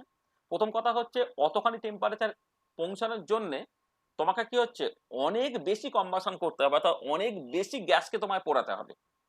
তারপরে অনেক সময় হচ্ছে তুমি কোন গ্যাসকে পোড়াচ্ছ তার উপরে নির্ভর করে, হ্যাঁ, তোমার এত বেশি টেম্পারেচার অনেক সময় রিচও করে না। হোয়ারএজ তুমি যখন এই সোডিয়াম কার্বনেট এবং পটাশিয়াম কার্বনেট এদের 1:1 মিক্সচারকে তুমি নিলে, যেটাকে আমি বলছি ফিউশন মিক্সচার, এই ফিউশন মিক্সচার তার যে করসপন্ডিং মেল্টিং পয়েন্টটা, হ্যাঁ, সেই মেল্টিং পয়েন্টটা তোমার দাঁড়িয়ে যায় 690 ডিগ্রি সেন্টিগ্রেড। তার মানে দেখো এই 130 থেকে 160 ডিগ্রি পর্যন্ত তুমি টেম্পারেচারকে জাস্ট কমিয়ে ফেলতে পারলে। তাহলে এবারে দেখো, তাহলে তোমার যেখানে এতটা 820 ডিগ্রি সেন্টিগ্রেড পর্যন্ত তোমাকে উঠতে হচ্ছিল, এখন 690 ডিগ্রি সেন্টিগ্রেড টেম্পারেচারে পৌঁছালেই কিন্তু তোমার বেসিক্যালি হচ্ছে তারা মিসেবল সলিড তৈরি করে ফেললো। তাহলে মানে এই মেল্টিং পয়েন্ট এইটা তারা ফিউশন মিক্সচার, সে বেসিক্যালি একটা ওই মিসেবল সলিড তৈরি করে ফেললো। এবারে কি হচ্ছে এই সময় তার পক্ষে মানে মানে তার মানে অনেক কম টেম্পারেচারই কিন্তু সে বেসিক্যালি সোডিয়াম কার্বনেট বা পটাশিয়াম কার্বনেট, আমি ইউজুয়ালি সোডিয়াম কার্বনেট হয়, তার সঙ্গে করসপন্ডিং মেটাল সলটা সে রিয়াকশনস করে ফেলতে পারছে, তোমাকে এতদূর টেম্পারেচারটা কমতে হচ্ছে না। তাহলে সেটা কি হচ্ছে, ইন্ডাস্ট্রিয়ালি বা ল্যাবরেটরি কনটেক্সট হচ্ছে তোমার অনেকটা সুবিধা হয়ে গেল। ঠিক আছে, সেই জন্য শুধু সোডিয়াম কার্বনেট বা শুধু পটাশিয়াম কার্বনেটে না গরম করে ফিউশন মিক্সার দিয়ে গরম করা হয়, কারণ তার মেল্টিং পয়েন্ট অলরেডি অনেকটা কমে থাকার জন্য হচ্ছে তুমি বেশ কিছুটা অ্যাডভান্টেজ পেয়ে যাচ্ছ। ঠিক আছে, তাহলে এরকম তোমাকে মানে ইনঅর্গানিক যখন কোয়ালিটিটিভ প্র্যাকটিক্যাল করবে, সেখানে ভাইভাতে তোমাকে এই কোশ্চেন জিজ্ঞেস করতে পারে বা ল্যাব কুইজ এই ধরনের কোশ্চেন তোমার দিতেই পারে যে তুমি ওই ফিউশন মিক্সার কি, হ্যাঁ, বা ফিউশন মিক্সার ব্যবহার করা হয় কেন আর কি, মানে যেটা হচ্ছে এই advantage of using fusion mixture over advantage of using fusion mixture over pure sodium carbonate or potassium carbonate। এইটা একটু ভালো করে যা বুঝে নিলে, তাহলে এই টাইপের দেখবে এই 2 নম্বরের কোশ্চেন না মাঝে মাঝে পড়েছে, সেখানে এই কোশ্চেনগুলো অ্যাভয়েড করবে না। মানে যদিও এই যে বলছে তোমাদের ম্যাক্সিমাম মাস্টারমশাইরা জাস্ট একটা ইউটেকটিক সিস্টেম নিয়ে কথাবার্তা বলেছে, কিন্তু এই কনটেক্সটে এই 2 নম্বরের কোশ্চেন হিসেবে কিন্তু দেখবে অনেক জায়গায় ফিউশন মিক্সচার তার ব্যবহার করার সুবিধাটা কি, হ্যাঁ, তারপর ডেলি কোশ্চেন বা এক্সপ্লোরেশন বলতে কি বোঝো, বা ক্যালসিয়াম ক্লোরাইড কে জাস্ট ওপেন এয়ারে রাখলে সে কেন ডিজলভ করে যায়, হ্যাঁ, তারপরে তোমার হচ্ছে ওই এলিভেশন অফ ফ্রিজিং পয়েন্ট বলতে তুমি কি বুঝছো ইত্যাদি ইত্যাদি আর কি, এই টাইপের কোশ্চেন মাঝে মাঝে পরীক্ষায় পড়েছে আর। ঠিক আছে, তাহলে আমরা ইউটেকটিক নিয়ে মোটামুটি এইটুকু কথাবার্তাই বললাম, আমার মনে যথেষ্টই হয়েছে। তাহলে এইটা একটু দেখে নেবে। আচ্ছা, আমার কি কম্পোনেন্ট সিস্টেমটা জাস্ট আজকে থাক, কারণ আমার ছেলের এখনই ক্লাস আছে, আজকে থাক মানে হচ্ছে আজকে একবার সন্ধ্যা 8টার সময় একবার আসতে পারবে তোমরা, মানে 1 ঘন্টাও লাগবে না আমার, মানে আধ ঘন্টা লাগবে, তাহলে আজকে করে দেবো আর কি, সম্ভব? হ্যাঁ স্যার। হ্যাঁ স্যার। তাহলে আজকে হ্যাঁ, মানে স্যার। আজকে আমি চেষ্টাকে করে হ্যাঁ, দিই, স্যার। হ্যাঁ, তাহলে আজকে তাহলে তোমরা ওই সন্ধ্যা 8টার সময় একবার জাস্ট চলে এসো, হ্যাঁ, মানে বেশিক্ষণ সময় আমি নেবো না। তোমাদের অন্যান্য কোনো কোশ্চেন থাকলে আমাকে করতে পারো, কিন্তু আমার পড়াতে কোনো রকম ভাবেই আধ ঘন্টার বেশি লাগবে না, আমরা সেটা বলে দেবো। মানে আমরা এখন টেনে দিতে পারতাম, কিন্তু ছেলে এক্ষুনি ক্লাস করবে আর কি, এখানে অলরেডি তারা দিচ্ছে আর কি, 5-7 মিনিট আগে ঢুকে যেতে হয়, হ্যাঁ, ওই জন্য আমি এখানে রেখে দিচ্ছি আজকের মতো। হ্যাঁ, মানে তাহলে যা বললাম তাতে কারো কোনো অসুবিধা থাকলে বলে না, 1-2 মিনিটের মধ্যে যা বলেছি সেটা কারো যদি বুঝতে কোনো অসুবিধে থাকে তো বলে না।